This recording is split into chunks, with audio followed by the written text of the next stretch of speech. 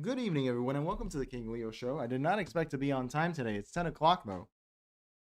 How's everyone doing tonight? I gotta explain why I'm gonna be a little bit mellow today. A little bit maybe low energy King Leo, low energy Gem, which Good is evening, that. everyone, and welcome to the King Leo Show. I did not expect to be on time today. It's 10 o'clock, though. Perfect. Our audio's good. I was doing some landscaping today, and a branch fell on me. It was pretty gnarly, dude. So that explains these band-aids, all right? It was not a good time. But I'm okay now. It was crazy, man. This branch fell. And so I'm feeling a little bit under the weather because of that, but we're okay. We're gonna have a great show because AI Telly, we have new AI Telly, and I'm not gonna call it slop because I love AI Telly. And I'm dealing with a how you doing, Eves? Eves, I meant to be in the Discord today, but as I said, I've been spending the last couple hours in some pain because of this tree branch that fell on me. It was a thick one. It fell. A major bruise here. These band-aids. But we're okay. We're doing, and that explains this too, by the way, for anyone wondering. That is from a tree branch falling on me today. So with that, everyone, how you doing? 112. What's up, my friend? All right, let's get into the show. Let's start with Black Person of the Day. Because happy Black History Century, as President Trump said. You have to think, young brother, about your future. Take it from me, someday we'll all be free. We're going to go real deep cut today, real classic. Okay, real classic. We're going with Crispus Attucks. Yes, I'm okay, Eves. Thank God. It was a scary moment, but I'm okay. I don't shy away from that stuff anymore because the only things that are real are pain. That's pretty much it. Pain. Death is not even real as a Bajalardian. And I'm like, oh, this is the second time I felt pain in like a year. The other time I fell playing tennis and I injured my wrist. But yeah. All right. So we have Crispus Attucks here. For anyone that's not aware, Crispus Attucks is really important because Crispus Attucks was the first person killed in the American Revolution. A lot of people, I think it's becoming more popularly known, but a lot of people didn't know that for a long time. I learned this in elementary school, and this wasn't some woke, like retrograde history. This was the first American killed in the American Revolution. He was Native American and Black American, killed in the Boston Massacre. He was a whaler, which is pretty cool. He used to hunt whales. Yeah, it was back in the day. And it's pretty crazy. If you've ever seen the John Adams TV show about the Boston Massacre, this was one of the people to die for our country. This great country of ours, America, was Crispus Attucks. And I don't think he gets enough props. I know that there was a movement to honor him more because everything has to be black in the woke space. But I don't think that it's stupid to honor this man. He was a real important guy. He was an important guy, and it's important to note that the American Revolution, all this country, which is what surprises me about this Black History Month not being really celebrated as much. Everyone's played a role. Everyone's done something cool. And when you find out that a black guy was the first one to die for the American cause, it doesn't take anything away from anyone else. It's just cool. Plenty of white people died in the American Revolution. But it's just cool to know that there was a black guy who died. He was the first one, so we honor his memory.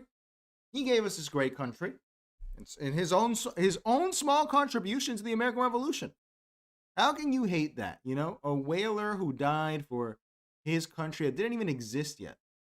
So that's why Crispus Attucks is our Black Person of the Day. Eve says, do take risks. I have too much. Don't take risks. I have too much stake up. I will never do that again. I have become very anti doing anything risky yourself before this reason. The guy who kind of showed me that that's the case was, what's his name, man? The actor who died cleaning his garage 2 years ago from The Conversation. What's his name? A famous Irish actor. I don't like him very much as an actor, but, people tend to like him. The Conversation. What was his name? Gene Hackman. I'm not a fan of Gene Hackman, But if you know how he died because he went to clean his garage with his wife, and that led to him inhaling some like black mold or something. They both died. So I think it's not even bad advice to not do anything around the house yourself. The services have gotten incredibly cheap in this country. You might as well pay someone to do it, you know? How you doing, Mystery? How you doing, Audio Vibes? It's a Black History Year and Black History Century. Absolutely. All right, let's get to the show because we have a longer watch. We're going to do some Piers watch today, which I think is going to be worth it. Let's start here with Schizo watch, man. We have some interesting stuff.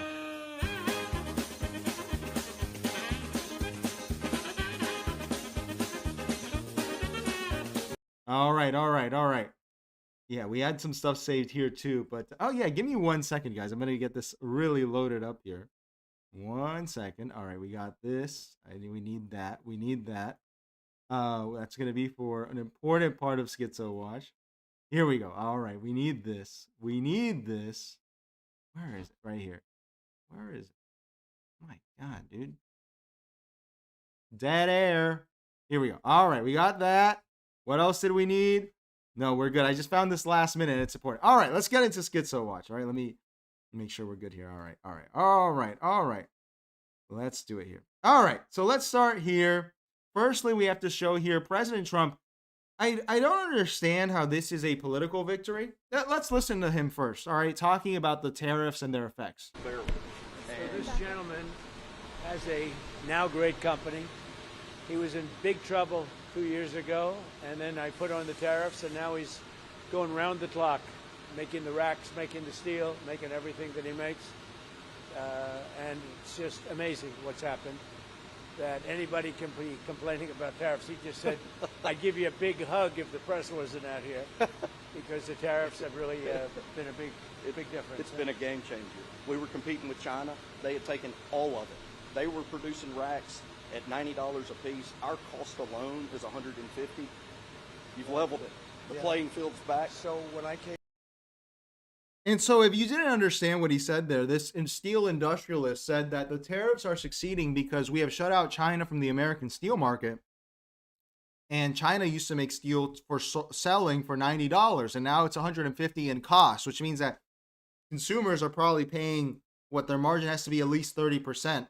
So around $190, right? And I really am struggling to understand how this is a good idea. I understand that China had sent some bad steel is the argument here, but the way the tariffs are being applied, I wonder how. I know it's a political victory to the people directly impacted, but this is President Trump showing you why everything is getting more expensive.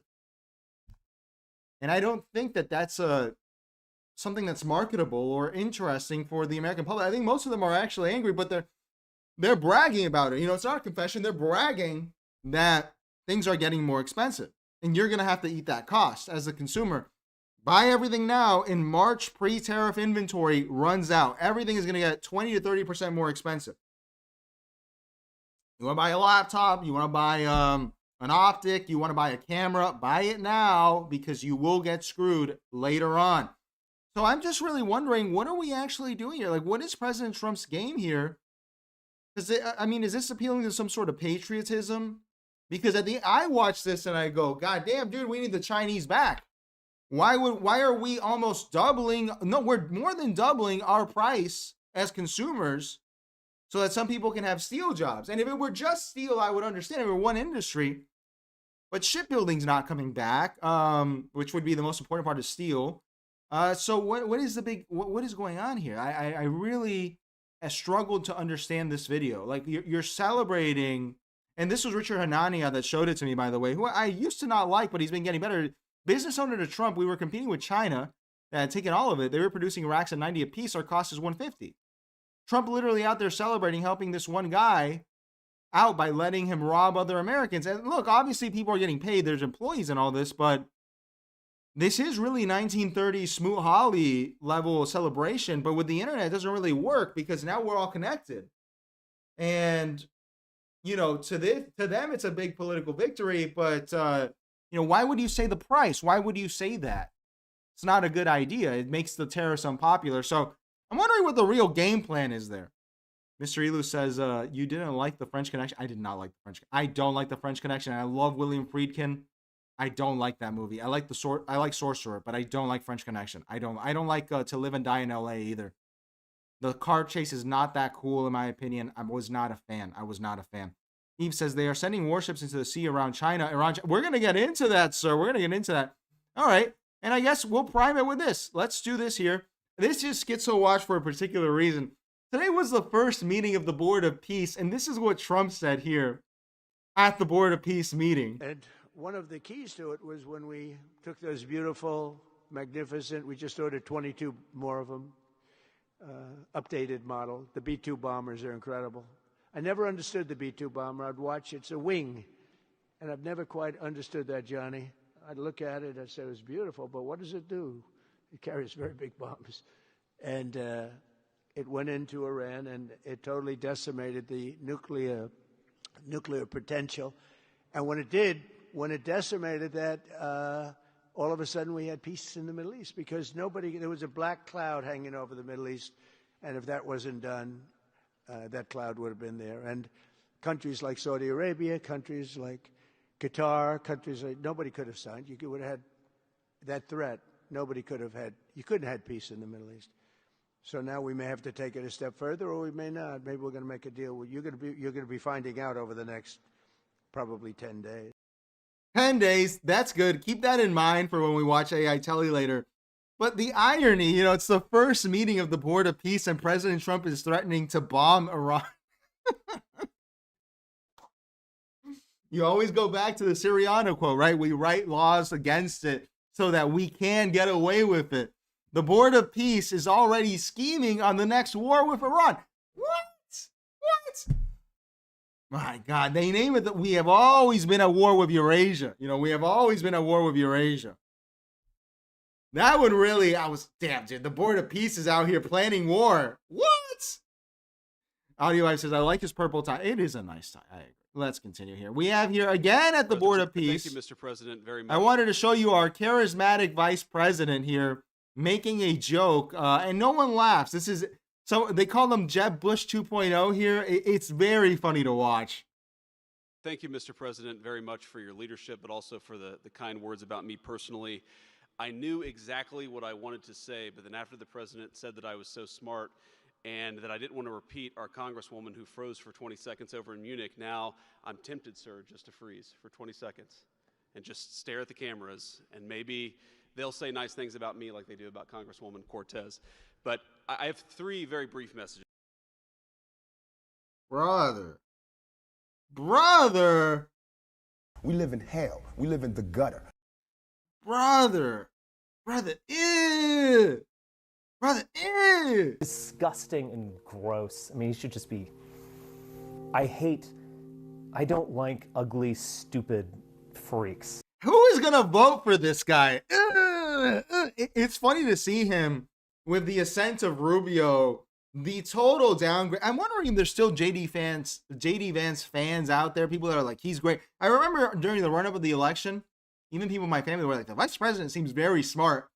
And now he's been totally cucked by the head Latino in charge, Enrique Kissinger, over here. He's trying to make jokes. I don't know what JD Vance is good at. Yeah, I feel like in the movie Nuremberg, if you watch that, wasn't a very good soldier, wasn't a very good investor, wasn't a very good congressman, wasn't a very good senator, wasn't a very good speaker. Why did you follow him? Why did you like him? What is the appeal? I don't get it, man. I don't get it. All right.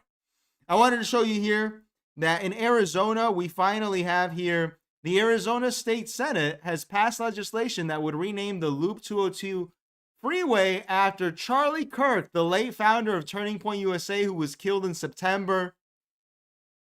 Charlie, they're naming roads after you, my friend. They're naming roads. It's endearing. It's Charlie Kirk Way is coming. We're going to have, I wonder what the connotation is going to be about Charlie Kirk Way. You know how we have those about streets like, Martin Luther King Boulevard.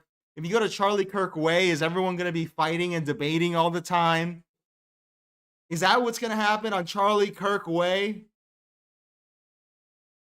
Charlie Kirk is here with us forever. I don't even know why you have to do this, given Charlie Kirk's AI presence, but it's pretty great stuff. All right, let's move on.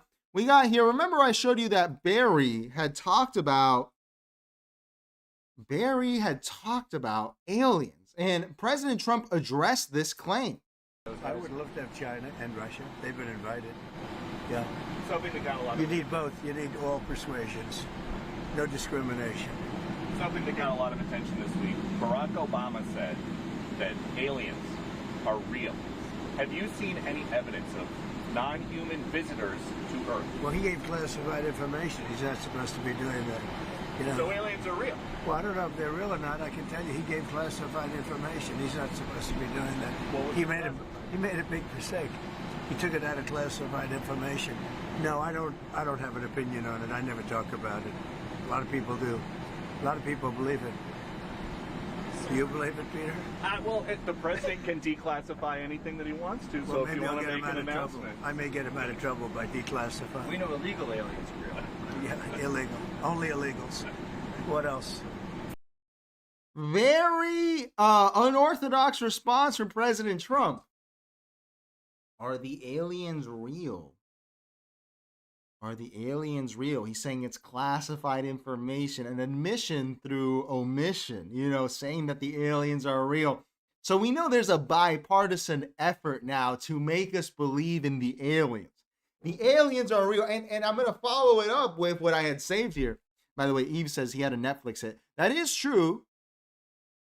J.D. Vance did have a book and Netflix hit. That is true. And here we have Dawn today. This is at 8 o'clock, so 2 hours ago. Based on the tremendous interest shown, I will be directing the Secretary of War and other relevant departments and agencies to begin the process of identifying and releasing government files related to alien and extraterrestrial life, unidentified aerial phenomena, UAP, and unidentified flying objects, UFOs, and any and all other information connected to these highly complex but extremely interesting and important matters. God bless America. Los Marcianos llegaron ya. No. That's an old Latin song. The aliens thing is really heating up, huh? I think we're supposed to believe in aliens. We have Ro Khanna and Thomas Massey, bipartisan effort to make us believe in Pizzagate. And now we have a bipartisan Barack Obama, Donald Trump effort to make us believe in aliens. Who? Key bono. Who's making money off of this? Who's making money off of this? I really don't believe in the aliens, man. I don't. Mystery Lou says, believe Adam Curtis on aliens. What was his take on aliens? What documentary is that one? How you doing, and everything? I'm sure Bill Clinton knew aliens were real. Bill was a good manager in retrospect, and he wasn't trying to make us crazy. Alien Gate is here. We have Alien Gate. Eve says, ask him in 2029. We're gonna see, man. We're gonna see. Maybe you're gonna go to Publix and you're gonna have a lecture from aliens by the cashier now.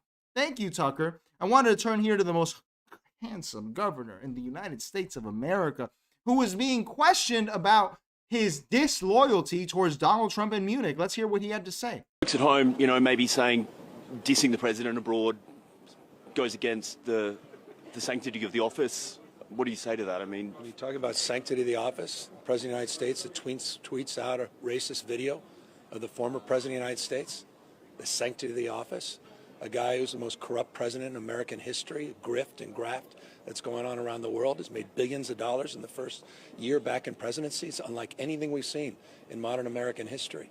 Talk about the dignity of the office. That's my governor.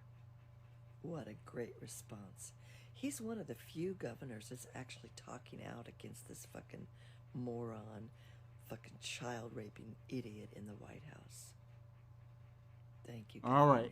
We could have done without the commentary. Gavin delivering once again, the most handsome governor in America, out here telling us, how could I be a dictator? I didn't go to Harvard. This is the American Maduro. What do you mean? You accuse me. You accuse me The president is more corrupt than Ulysses S. Grant. You accuse me. Real contender here. Real contender. Can he beat Ro Khanna? Well, that's obvious. Can he beat AOC? That's obvious too. A real contender. Real contender.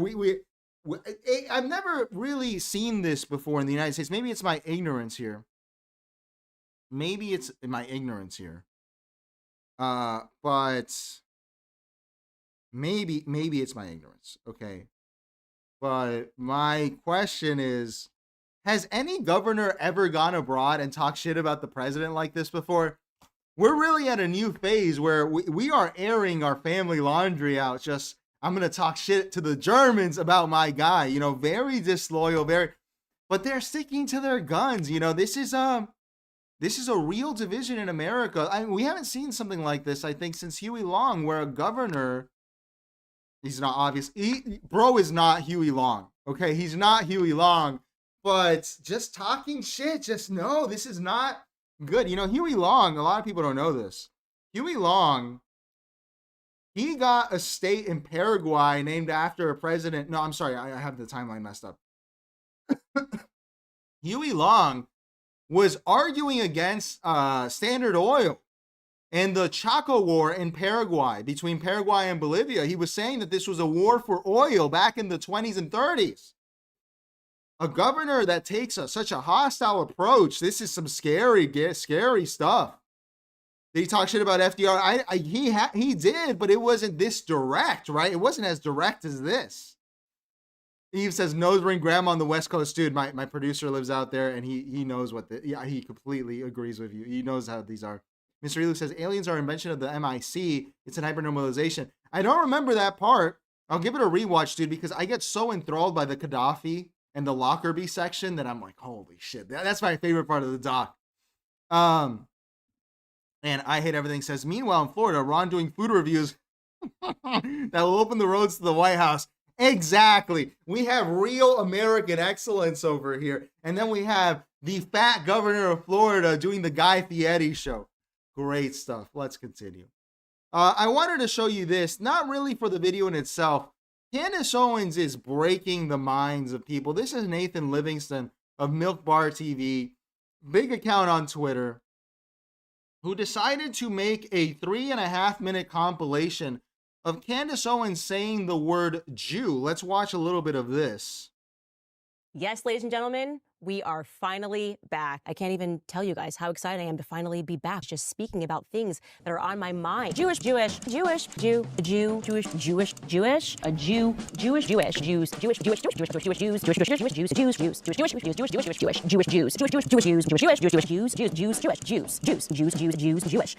Jewish. All right, that's enough. This is in Schizo Watch because it's working. The schizophrenia is, imagine the amount of work this takes to document, edit, put a soundtrack to Candace Owens saying a word. This is a real insanity, bro. Can a sister breathe? Can a sister schizo post on the internet without making everyone crazy? They're making them crazy, bro. They're making everyone crazy. This has 4,500 likes, man. Why are you so obsessed with her? Why are you so obsessed with Candace? No, but she knows what she's doing. She knows what she's doing. Can AI do? I don't think AI, because I've used it for YouTube stuff, right? AI can't you can't be like, hey, pull up every single transcript of the past 2 years and find every instance of this word. I don't think AI can do that. So this is some real work, you know? AI can maybe edit it. It's not very good at it, but maybe. That's some real wild stuff, man. She's driving them nuts. How you doing, Full Hat? Let's continue. I wanted to show you this. I was thinking of throwing in an AI, but I think this is going to show us, man, that history was never real. It was always fake. To be clear, that's the Baudrillardian position. All history is bunk, as Henry Ford said. But it's about to get a lot more interesting because here we have a compilation of U.S. presidents as regular people. Let's watch. Made with AI, obviously.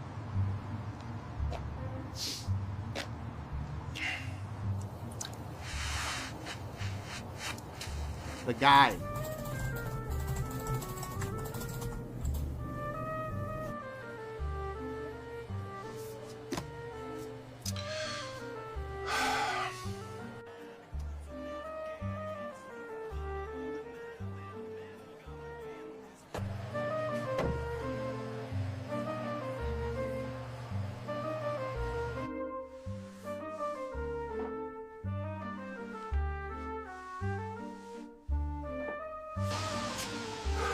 So one of my favorite Steve Jobs quotes is when he's speaking about the possibility of AI.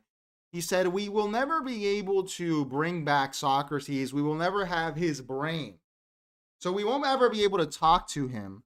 However, we will be able to capture the essence, and we will be able to capture the full nature of the future Socrates through AI, and we will be able to speak with them forever. All of their idiosyncrasies uploaded to the cloud." But what's happening here, which is more interesting, is that what people want isn't really that. Like Steve Jobs, who's my man, I love Steve Jobs, was wrong in the sense that people do want to reinterpret history through postmodernity. They want to see these great men of history doing regular jobs. At some point, you will have GameStop working Karl Marx being asked by the American Communist Party about what they should do, what they should not do. This is where it's actually going. We are not, history's always been bunk, but at this point, it's going to get even bunkier. It's going to get bunkier. And everything says inaccurate. The boy JFK would have been in the strip clubs. Absolutely. JFK wouldn't be caught dead in this shirt, dude. Steve, he would be tricked out, not at the Applebee's, at the strip club, phone in pocket, smoking some vaping. That's what he would be doing. So it's some great stuff.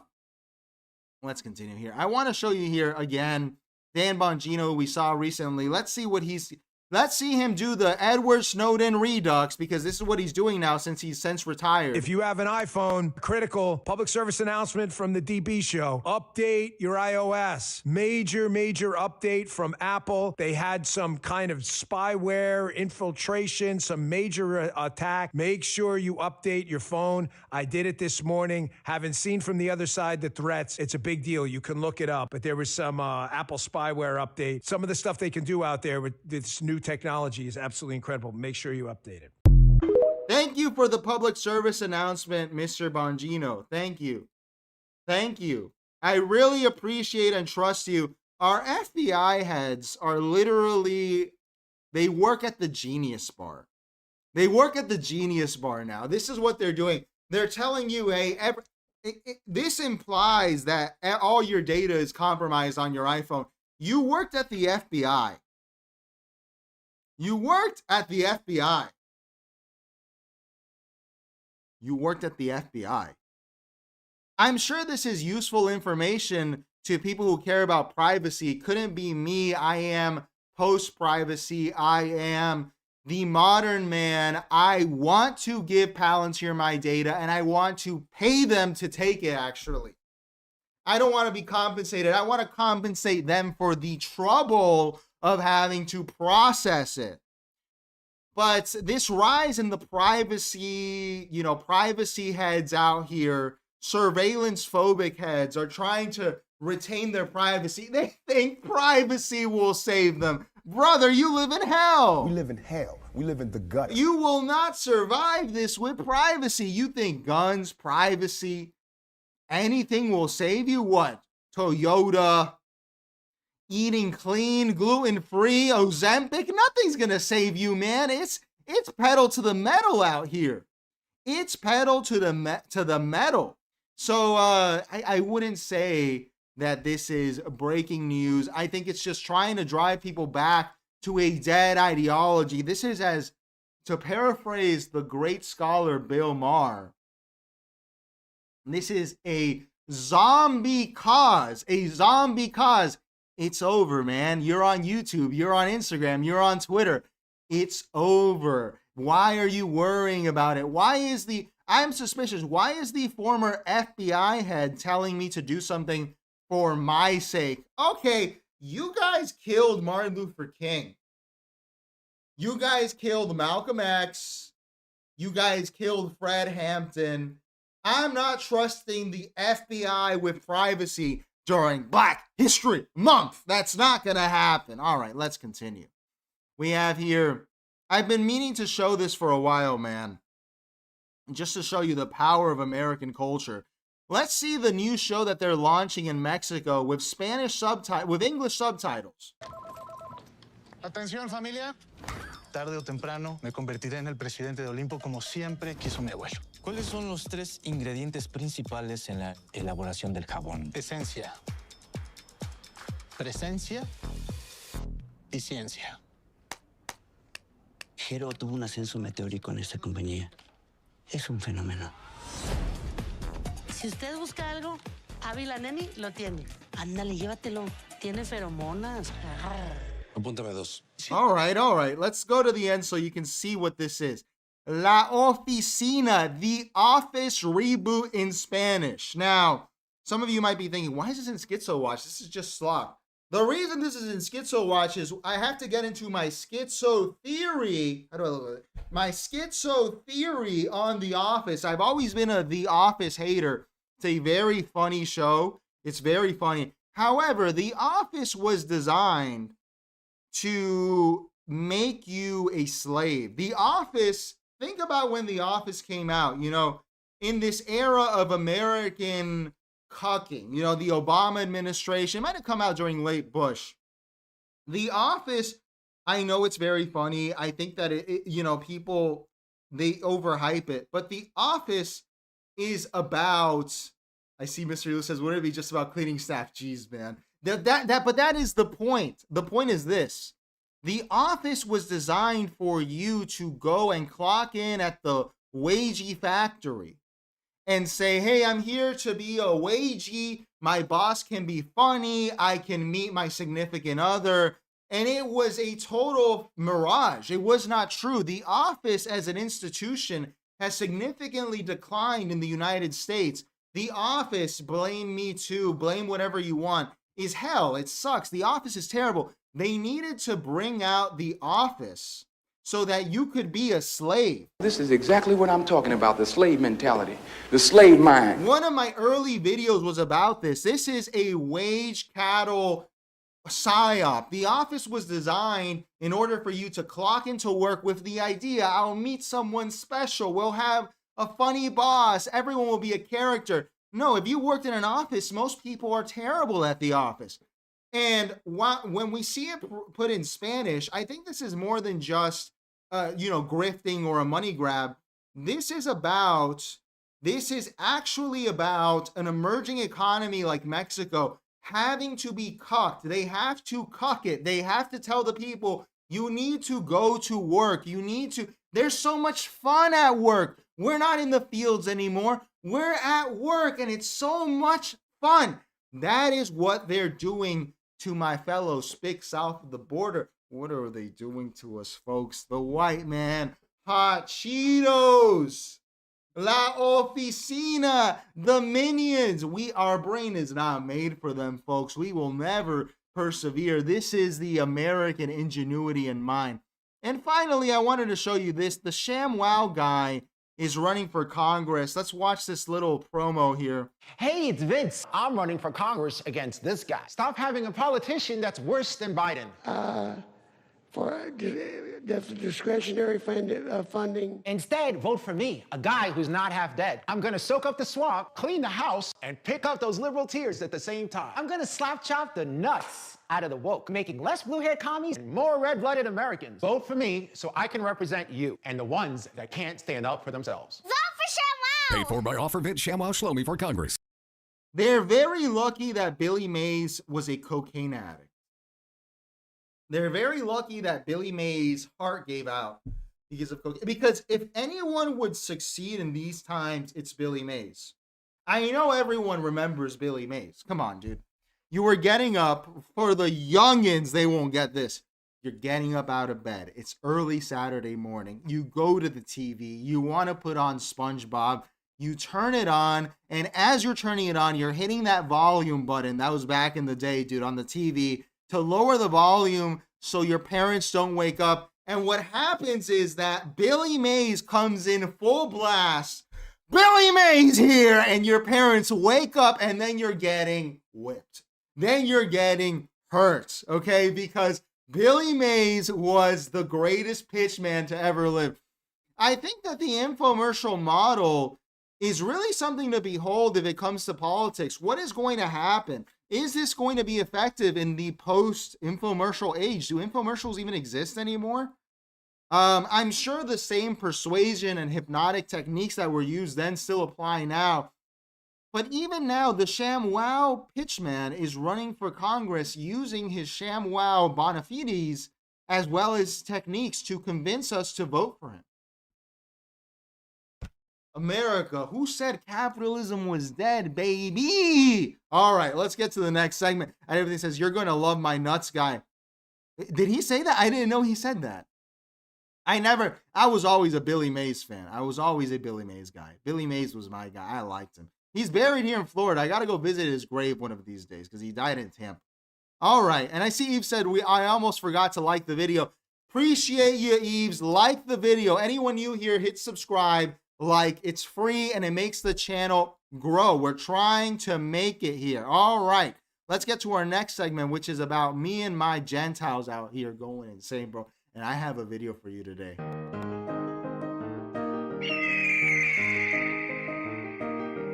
The people are retarded. So first of all, we have to go here to Mr. Fishback. We'll do a Fishback update soon. We did one yesterday, so it's not worth doing another one. Mr. Fishback putting the Florida in Florida. Ron DeSantis wouldn't do this. Let's look at our future governor here. Tackling invasive species. We're going to do this to Tallahassee if we need to. That's right. Any python, any invasive species. That's right. Any of these serpents. With the python cowboy, Mike himself. That's right. That's right. RJ. This is beautiful. Get this crap out of the environment. Yeah. It's invasive. Byron doesn't have a chance. This is Byron in the hands of Mr. Fishback. Mr. Fishback is out here participating in one of our great Floridian activities, which is helping the environment. You can meet a right-wing Floridian, excuse me, or a left-wing Floridian. It doesn't matter. We all love our natural landscape, okay? You'll meet a guy that you go, oh my God, this guy's like a total MAGA guy. They don't care about the environment. They want coal, and he'll give you a 30-minute speech on the beauty of the Florida panther and how it must be preserved. Okay?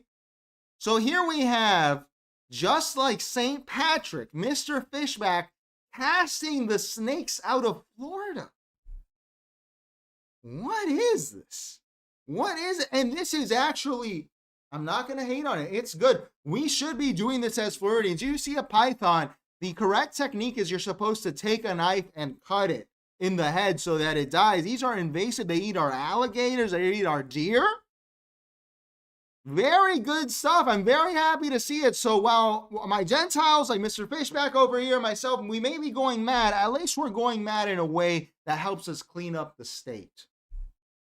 It helps us clean up the state. We are becoming St. Patrick in the modern age. Cast the snakes out of Florida. This is the video I really wanted to show you, man. We need to watch this. This is so good. This is so good. Let's watch the libs in their full protest against ICE. Let's watch what the libs are doing now. Hello, Resistance. This one's pretty sad. This is a bunch of theater students paying tribute to Renee Good. And what they're doing is they're using their bodies to make the car that she was using to observe ICE after dropping off her kids. And then the ISIS came out and was going to try to murder her. They wanted to. And she's just, no, let me go back. And boom, boom, boom. And they executed her right there in broad daylight. And then she flew up to heaven to be with Jesus Christ, the brown Jesus. And then the car's going away. And the people are flipping around. And then here comes Alex Pretty. And he's saving the woman from the Nazis. And this is exactly how it went down. They were fighting around. They did a little twirl like West Side Story. And then he's like, oh, I don't want to dance with you. But he goes, you're going to dance with us. And boom, they shot him. Boom, boom, boom, boom. And he's dead on the ground. And they're like figure skaters saying, see what we did? We just destroyed democracy. But then the people of Minnesota all got together like the Munchkins and did a little happy dance to show America that Minnesota's not racist. The Nazis are the racist ones, and we're going to stop them with love and joy. And then they come back from heaven, I guess, and they're looking at each other and they're like, hey, you want to go get some Pizza Hut? And they're like, okay, we'll go get some Pizza Hut. And resist. We need camps, dude. We really do need camps. We need camps. We need camps so everyone can calm down. Guys, whether you love or hate ICE, doing a performative, interpretive dance in front of the Donald Trump and John F. Kennedy Memorial Center for the Arts, brother. These liberals, dude. These liberals. Let's hit it again. Disgusting and gross. I mean, he should just be... I don't like ugly, stupid freaks. Where is the head liberal in charge, man? You don't come back from this. You don't come back from this. This is a level of silly. We are silly maxing in this country. This country is so damn silly that I really am at a loss for words. Because you have to think about the amount of time and energy put into this. This was not just they did it. This is probably days, months, weeks into the making. The liberal is an insane person. This is, I see Mr. Elu says Gavin is the head liberal in charge. Gavin, you need to send these people on a Costa Rican retreat. Because these people, this is so pathetic and ridiculous, man. I'm not saying anything about Renee Good or Alex Preddy. This is how you know they didn't love them. Because when Charlie Kirk was killed, we got great AI memes. He will be with us forever. Here we get a temporal, frivolous, fleeting, interpretive dance in honor of these two people. This is so pathetic. I give conservatives a lot of shit, man. But this is so pathetic. It's so pathetic. Dude, the liberals, man. Can they go back to making coffee and doing art? The art is not doing well. Can we have some real art again? My God. Asim Fullhat says, hey, Leo, do you think it's okay that the liberal ed teachers unions are using children from elementary all the way up to high school to protest? No, Foil Hat. I am against debate and protesting. So why would I be for that? I definitely says, and this is why I always hated the art and fashion community. Absolutely, man. Like, they used to do cool stuff. Oh, I saw that Anne Frank thing. I died of cringe. Oh, you went to it? No way. You went, dude. If you please give me a report. You went to the Anne Frank hip hop thing? Please tell me you went. I hate everything. Please tell me you went. Mystery Lou says, I also liked the I just want to cash my fish, drive my truck. Clowns to the left of me, jokers to the right. Here I am, stuck in the middle with you. This country is insane. How are you doing, Bahari Dolino? This country is going insane, man. It's going insane. Again, we're going to shit on some more liberals here, man. Let's watch some liberalism here. I'm a bit of a history buff, which, by the way, that is early onset Republican. That's very... Reading history books doesn't make you into a Republican unless you're only reading history books by upper middle class white dudes. I was a 36-year-old liberal history nerd in 2020, and after George Floyd got killed, I started reading books by more radical authors. Authors so radical they had the audacity to not be upper middle class white men. Once you read history that stops treating the presidents like Marvel superheroes, you realize that 99% of historical figures were bad people, and the other 1% were actually just fictional. The people that history books mostly talk about were the rich assholes of their day who oppressed everybody else. Learning this didn't make me a Republican. It actually made me hate the Republicans so much that now I also hate the Democrats for not fighting hard enough against the Republicans. If you actually learn how ugly history is, you become extremely left-leaning, which is what Shane would be if he didn't want to build an audience through right-wing podcasts and then star in beer commercials. Now, this reminds me of a Caleb Maupin joke the communists will appreciate. That I loved hearing. It was so good, where he was like, this man walks into a fine dining establishment in New York, okay, and he sees this beautiful woman across the room. And he goes up to her and he's like, how you doing? You know, he's macking on her. How you doing? And she's like, oh, you know, come over here, sit. Let's talk a little bit. You're a good looking guy. You have a nice professorly look to you, okay? Sits down with her and she's like, what do you do? What do you do for work? And he says, oh, I'm a communist. I'm a radical communist. And she goes, really? You're a radical communist? That's really something. I thought that was over. You know, the Berlin Wall fell and everything. No. I'm a radical communist. We still have Cuba. We still have Venezuela. We have North Korea. She goes, okay, interesting. What do you do though? Like, how do you live? He goes, well, I'm actually an author. I write books. She goes, that's great. Wow, I haven't met a guy this smart, this intelligent. He goes, well, yeah, I'll have you know, one of my books is being published next week by Penguin Books. She goes, wow. Sorry, not by Penguin Books. I'm having a book published next week. Wow. She goes, but you said you're radical. And he goes, I am radical, but I got them to publish it. She goes, okay, well, who published the book? Who's publishing the book? How does this even work? He goes, I am so radical that my book is being published by the CIA. And she goes, what type of communist are you? And he goes, I'm a Trotskyist.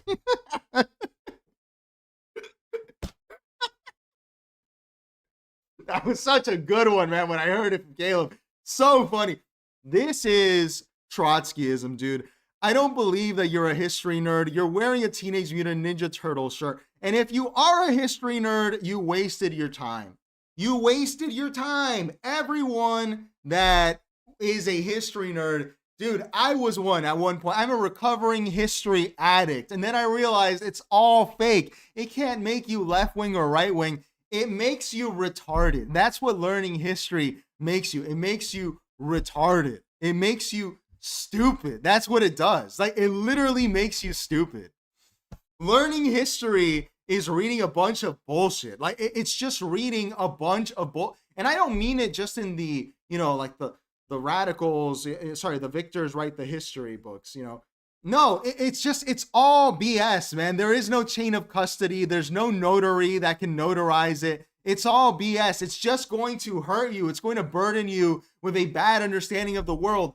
Why did Alexander the Great succeed conquering the old world? Oh, because he had this army and this specific technology. Maybe he just killed everyone. Maybe that's the reality. History is bunk. Henry Ford tried to pill you on this 100 years ago. It's literally fake.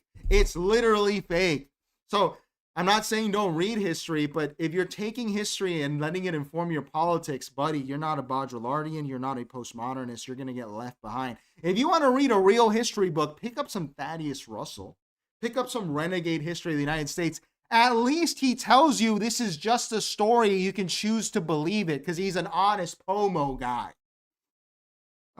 Everything says no, but I decided to go to the Holocaust Museum and tell them I wish Anne Frank was never died so we could have that Anne Frank musical. Also, my lawyers advised me not to. Dude, you have to go. Please, I hate everything. You have to go. You have to go. Please, please. How you doing, Stefford? Fullhat says, so yes, you are a communist. Are you talking about me, Fullhat? Fullhat, I don't know how to make myself clearer on being a postmodernist, a Baudralardian. I don't believe in anything. What do you want from me, man? What do you want from me? What do you want from me? So it's literally, you know, Eve says there's a lot of graves. That's true, there's graves, but we don't know why anything happened.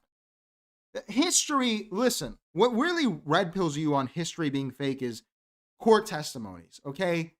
They've done this experiment. You have people watch a car crash and you ask them what color is the car, they'll give you 10 different colors. People cannot recount their daily life correctly? Why would anyone be able to recount history in an accurate way? You know, it's just not possible. It's not possible, man. It's not possible. Let's continue here, man. No, not for this. For Black History Month, let's watch a little Black Hebrew Israelite. This is crazy, bro. I've seen these guys once in Miami and Little Havana, actually. And I'm surprised here. The Black Hebrew Israelites, I actually am kind of a fan in some ways because they are the real postmodernists. They made this all up in the early 20th century, that guy Cherry. They've been saying it since, and they are very, very good at argumentation because I think they treat you to a real class in hypnotism. Like, they are teaching them in a school how to debate. Charlie Kirk is left in the dust when you watch a actual everybody gangsta till a Black Hebrew Israelite comes here to debate. All right, let's watch the power of a Black Hebrew Israelite who looks white to me. And we're not going to accept nothing less from white people than them bowing down on their knees. Right. I don't. When you know what's happening? Get off right now. I want to go home. They told me to tell you as a white man, you got to deal with that Bible thing. You don't believe in God. Witchcraft. So yeah, oh my God. See, you're already losing. Why are you engaging? You're already losing. These guys have been trained in the best lab in the world on how to debate. You're already losing by I didn't engage them when I saw them. I was like, oh shit, that's the Black Hebrew Israelites. I'm gonna walk away. White America, you gotta pay attention. You have to learn how to listen, man. If you learn to listen, then God will not hate you. We're tired of other oppression, man. That's right. We're tired of working so hard. We're tired of issue crime.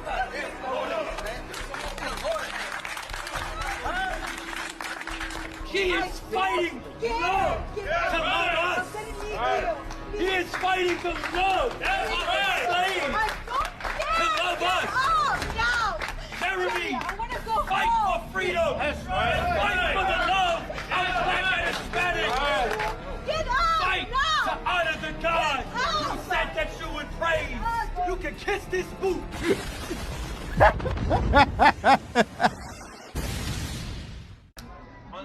Dude, these guys are crazy, man. They're crazy. I want to go to the Black Hebrew Israelite school for debate.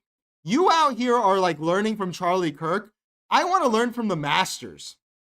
The Black Hebrew Israelites literally have look at how postmodern they are.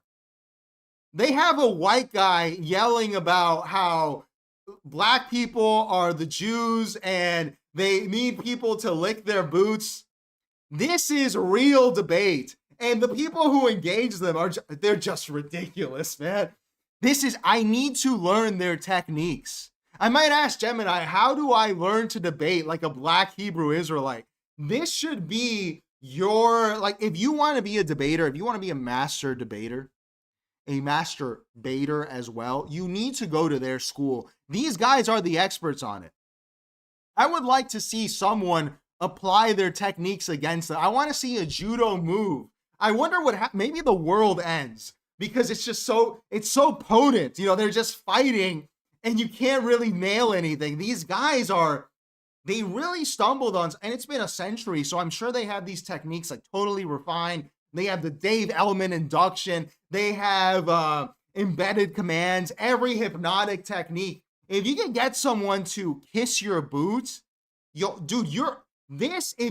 Black Hebrew Israelite could become the CEO of JP Morgan Chase if he left that group and decided to do it. Like, these are master debaters, cunning linguists, as Mr. Elu says, and they drive my fellow Gentiles insane, man. But you just got to be smarter. You got to not engage. All right. Before we get to our real story, let's do a little, I don't know which graphic to use because now Charlie Kirk and Jeffrey Epstein are in the same universe on AI. So I guess we'll use the Jeff one because it's newer. Could you please give us your name? Jeffrey Epstein. Molly my bean. Molly my bean. Molly my bean. Molly my bean. So let's watch some Jeffrey Epstein memes to lighten up the mood before we get to war, World War III, and Clavicular on Piers Morgan. Let's watch here. I had 2 phones. It was difficult because... Phones, one for the plug and one for the load. I got 2 phones, one for the beaches and one for the dough. Think I need 2 more.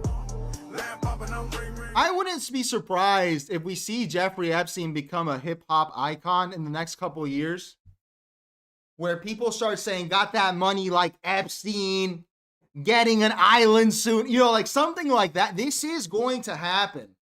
The mimetic energy around these hip-hop type edits with Jeffrey Epstein are really showing us the, for lack of a better word, the aura that can be pulled from these interviews, from these photographs. Obviously, the man was a criminal. I'm not excusing anything. But everything takes on a life of its own, right? You know, we have the Che Guevara shirt printed in China, sold to American college students, the most capitalist thing you could do. And now we're going to have the Jeffrey Epstein hip-hop parade or something. Mr. Lou says, Nick Mullen said the same thing on Cumtown. I did not know that. Is Cumtown still going? Because I watched the Adam Friedland show, but I haven't watched Cumtown in a while. I think they're done, right? Dude, he has like a legendary 12-hour compilation talking about Pizzagate. It's very, very funny. So let's continue. We have another good one here. This was the Oppenheimer edit. And this one wrestles with what we've been talking about on this show for months. And now we see some self-awareness from the AI creators explaining that this is Jeffrey Epstein and Charlie Kirk are the people who are giving every single profit to OpenAI at this point. Epstein. Let's watch. Let's watch. Epstein, when I came to you with those calculations, we thought we might start an AI slop meme that would destroy the internet. A meme so massive that could destroy the other memes like Triple T, John Pork, King Von, or even P. Diddy. I know Kirk remembered, Charlie. What about it? I believe we did it. Repeat that again, Charlie. I believe we did it.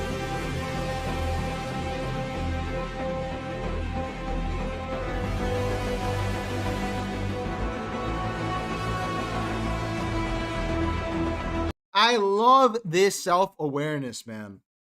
I really do. The reason that Florida is going to get destroyed with AI data centers is because of the Charlie Kirk and Jeffrey Epstein memes. I know here it's in mimetic language, like we're gonna make the biggest meme on the internet. No, this is having real world ramifications. Your electricity bill is going up because it is irresistible to make Charlie Kirk memes. It is irresistible. Kirkyheimer is real. They were right. This was a chain reaction. Tyler Robinson started a chain reaction that resulted in RAM being $500 for 32 gigs. Without that, we don't get 4% GDP growth, as President Trump wants to say we'll get with AI. Literally, Charlie Kirk may deliver us in death from economic stagnation. Can you believe that they're aware of it? Did not believe it. And here we have, again, this one's pretty good because they're doing it with movies. I'm surprised Hollywood isn't suing yet. Name is Jeffrey. I like sex. It's nice. This is my island, Little St. James. This is Downey, island rapist. Naughty, naughty. This my house. Entry, please. Here's my neighbor. He is pain in my asshole. I get a big yacht party. He was get a big yacht party. I get a yacht model. He must get a yacht model. I get a sacrifice. He cannot afford. Great success. This is my friend, the smartest man in the whole St. James. I love him. Love you too, nigga. Over here, our town pizza place.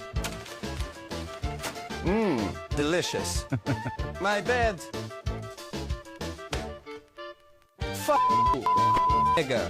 Fag. My favorite game, Fortnite.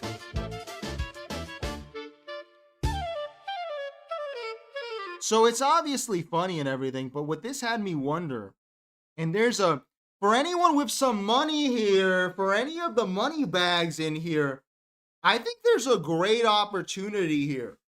A really great one. Don't judge. Let me finish, okay? Firstly, like, the movie thing is funny. This is a tourism video for Little St. James. How have the U.S. Virgin Islands not capitalized on this yet? There should be the Jeffrey Epstein tour of the Virgin Islands.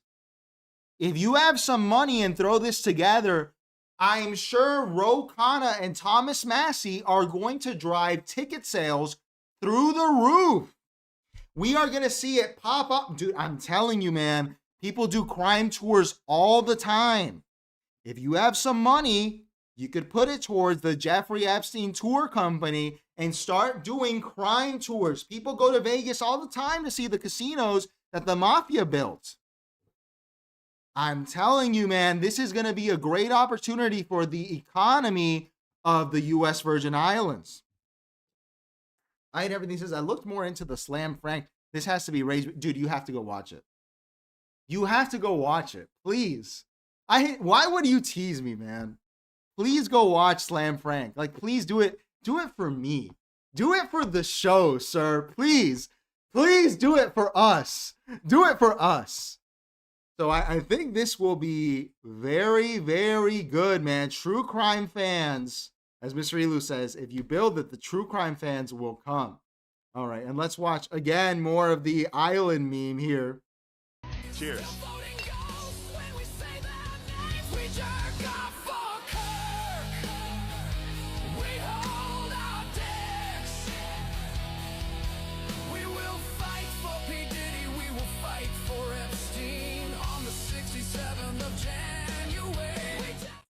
Cheers. We are Charlie Kirk.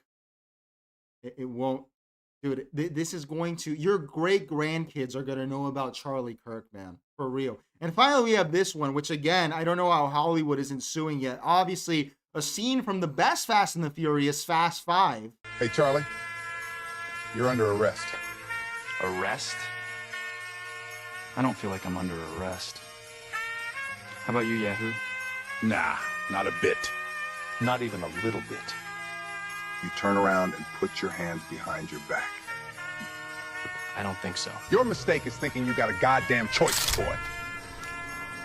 And your mistake, thinking that you're in America. You're a long way from home. This is Tel Aviv. Hey, Charlie.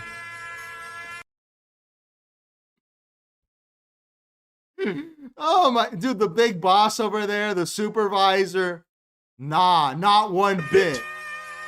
Not even a little bit.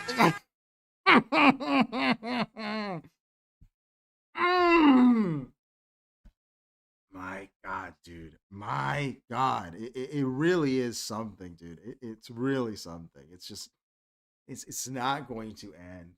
It's not going to end. I think BB will ascend to this by the end of it too.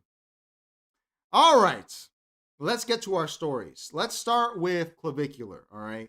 We've talked about Clavicular on the show in the past, and I have to tell you, I made a video about this where I was saying this whole looksmaxxing thing is really just the end stage of men, masculinity. I'm not out here to be fresh and fit. I'm going to tell you the truth. Masculinity has very little value nowadays. You can be the most masculine guy in the world. You can have the beard. You can have the guns. You can drive a big truck. You can fish your fish, drive your truck, eat your casserole, pray to Jesus. You could do everything you want. But at the end of the day, the reason we have a boy crisis, a masculinity crisis, is because there is no premium paid to masculinity. The feminization of men is not an evil plot. It is just what capitalism requires. If you have masculinity out here, you have people on that trend, you have that super straight army at the plebeian level, you cannot run this capitalist country. They only need masculinity when you gotta go storm the beaches of Normandy. Okay, they only need masculinity when they need someone to go take a bullet in Vietnam. Masculinity, and this is why the trans movement was not something that was dealt with properly, in my view, meaning that trans, despite or because of, the reason the trans movement died out is people were horrified at these surgeries, especially when it came to children, okay? Setting that aside, though, remove the politics from the trans thing. The trans movement was really a, what would you call this, dude? An attempt at liberation from the shackles of modernity. There's a professor who taught at my alma mater. His name was like Q8000. He changed his name to something numerical. And he said that he believed in the future. He had his little book called The Transhuman Manifesto. He died. Was that the most common word that would be used is trans. And he didn't mean just transsexual. He said it's going to be transhuman, trans diet. Everything is going to be trans because we are reaching a stage in capitalism where we must liberate ourselves of the shackles of biology, physics, science, mathematics. We must go further. We must dream bigger. There is no reason to stay shackled. And I have to say, man, as someone who saw this movement, and I understand why people were detracting from it, the way that, you know, people, especially on the right, back in 2016, people were against these foreign wars, these regime change operations, and all this. And I always wanted to tell people when they would say this, yes, this is true. These wars are not great, you know, for you on a personal level. Why would you try to chastise a movement that is liberating you from masculinity? Why would you do that? Because masculinity, like everything else, not to get too Foucaultist here, is a tool of power. It's being used to enslave you. When people say, oh, the two-income trap, yes, this is true. But what they're saying is that you, as a man, should be enslaved at work your whole life to provide for your family. And I'm not saying that's a good or a bad thing, but it leaves you no choices. We need choice in this world. This world is no longer one where masculinity wins. In fact, femininity, cooperation, non-confrontation usually comes out on top. And you can be angry about it. You can pound sand. You can cry about it if you really want to cry. But I like to accept. I like to quote Mark Carney. We take the world as it is, not as we wish it could be. Okay? So I'm not telling you to get trans surgery or to be a trans person. What I'm saying is you need to start thinking bigger. You need to start thinking, this is really how you Baudrillard, Max, man. Start thinking of every imposition on you as a tool of power. Okay? Parito Lindo says the trans people can't escape their masculinity. Honestly, have you seen them? I agree. I agree that it was an imperfect movement. And as a Baudrillardian, I was actually horrified at their need, but it's fine, you know, if they want to do it, to do these surgeries, because what they were pointing out was much more radical than a physical surgery. They were pointing out that masculinity and femininity were mental prisons, not physical prisons. They were mental. Why were you having to operate to get this? This is a mental prison. It is a panopticon. They tell us you have to behave in this way as a man. You have to behave in this way as a woman. And perhaps that had value back then, but it had value so that, why was the 1950s the 1950s? It was the 1950s because they needed to get men in the factory to do grueling work, kill themselves, while the women stayed at home raising the next generation to go study at a university so that they could be the engineers of the future. So that's where I go, look, man, We have to think bigger. It's not about the physical. It's about the mental. Everything is mental. It's all, the prisons are mental. They are not physical. I see Paddy Dillon says the transhumanists are the original people pushing transgenderism. Correct. That is true. But what I mean is that they were actually more radical. If you read the transhumanist literature, and I've only read the one from the 90s, not the 20s, you realize that they were actually trying to tell us in this end stage, in this end of history, why would we choose to be shackled? Because as Kanye West said, slavery is a choice. It's a choice. You choose a slave mind. This is exactly what I'm talking about, the slave mentality, the slave mind. I'm a man. I can't buy a shirt that's pink. Why is that? I can't wear pink. I have to buy a big truck and get some debt. I have to drink beer and fuck up my estrogen. No, you don't have to do that. You don't. And as things get more feminized, Adidali says men behave much better when they do physical labor. Absolutely, that's true. Exactly. But the thing is that there is no use for physical labor anymore. And that's just the nature of the world we're in. And I don't cry about it. I don't do it because there's no point. Like, dude, I'm going to get out here and fight capitalists. That's not going to work. And what I see here with Clavicular, who's this young man that has used meth to stay lean, got in jaw surgery, filler, to look his best, to looksmax, I see a new transhuman in a lot of ways. That this young man here is leading a radical movement, which is telling men, hey, why are you afraid of the knife, of makeup, of any of this stuff? Why would you not augment your life? Why would you choose to be imprisoned and shackled by what has been given to you? Why would we not become a little bit more feminine in our perception of ourselves to allow us to ascend? And that's why I respect it. I don't say you should do meth. I don't think that's a good idea. But for example, he talks about GLPs, you know, Ozempic and all this. And I loved his take on Ozempic. He said, you could lose weight naturally, but why are we going to not use the tools available to us to get to the same destination faster? This is a young man who has realized the traps. The traps are, you're not a man if you rely on pharmaceuticals to get ripped. You're not a man. Well, at the end of the day, I'm ripped, so who cares? And the reason the nihilists, the normies hang on to the idea of, oh no, you have to do it the right way, is because they have no argument and they have nothing left. Okay, so this gender affirming care, whether it be gynecomastia surgery, which has gotten incredibly popular, hair transplants, men embracing this, is a sign that we are moving forward as a civilization, in my view. I'm actually very happy to see it. A lot of people would call it decadent.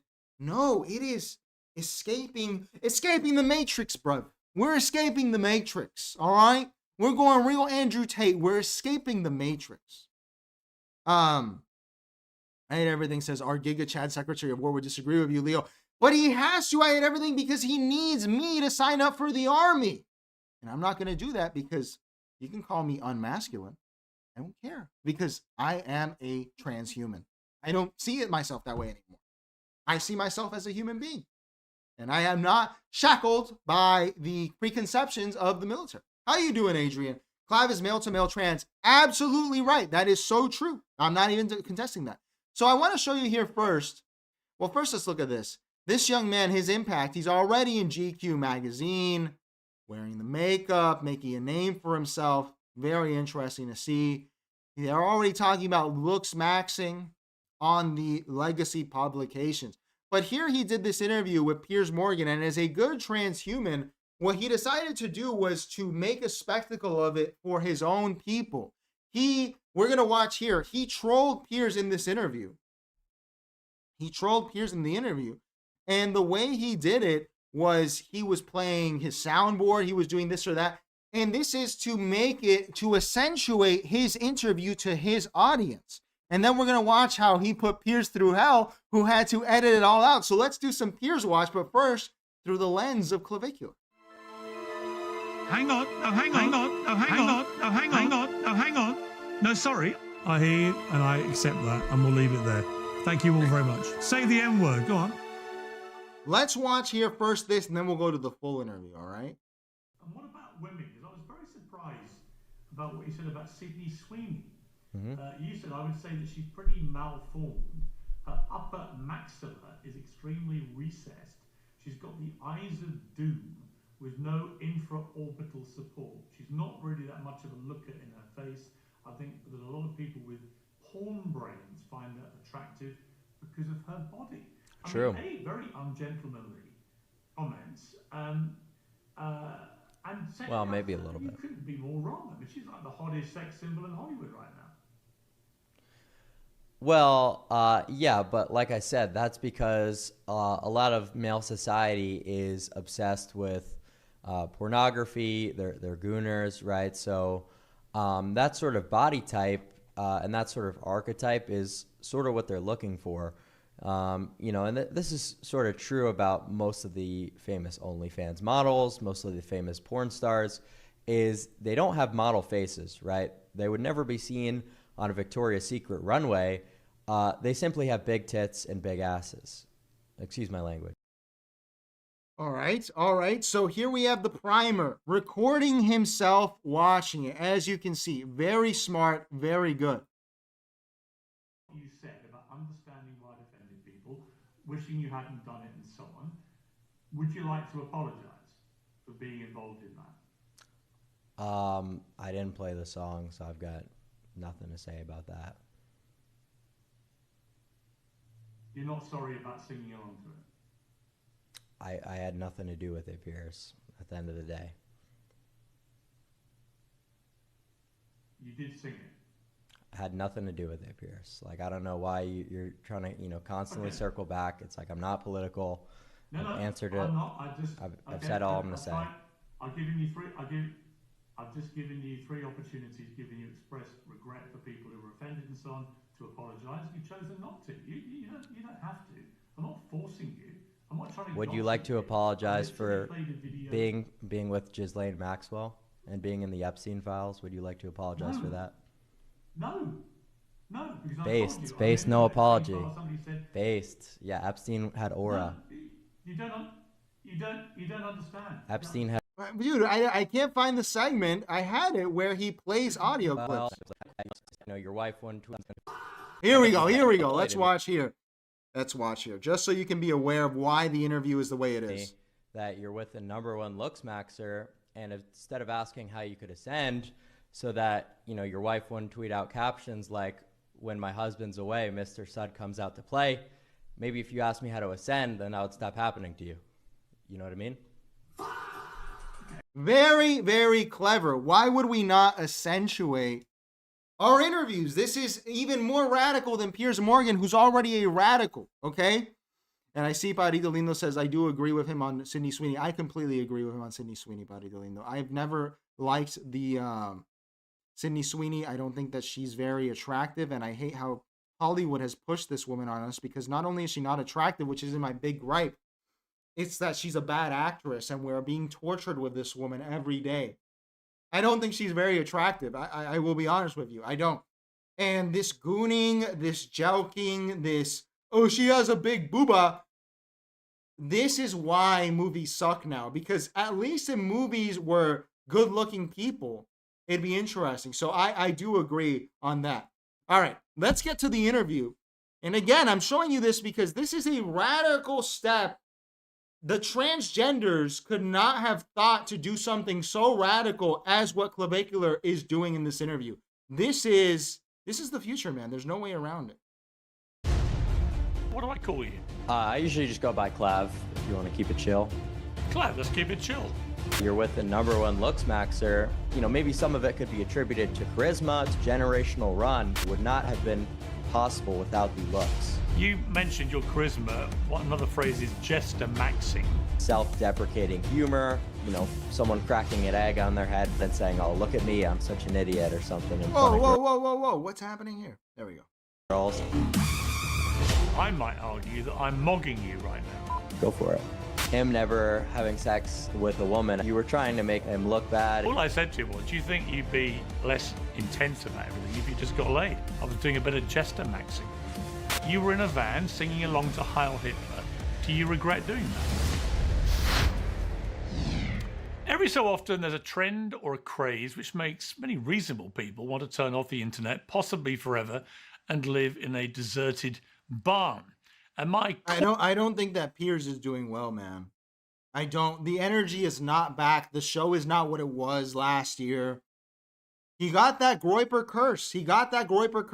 I mean, look at this. It's low energy. The camera angle's not great. Cortisol certainly spiked. What I read very recently about looksmaxxing. It's the catch-all term for a male-only regimen of intensive grooming for the purposes of maximizing, in their view, physical attractiveness. Measures may include fillers, facial implants, tongue exercises, or even smashing in your own face, breaking bones to make it look more chiseled. Well, Braden Peters, better known as Clavicular, is the world-leading looksmaxxer. He was recently profiled in the New York Times, no less, and he joins me now. Clavicular, welcome to Uncensored. Thanks for having me, Piers.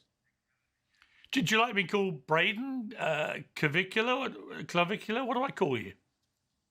I usually just go by Clav, if you want to keep it chill. Clav, let's keep it chill. Now, I have to say there's something important here. Okay? We see it even in names. I am a name change guy, dude.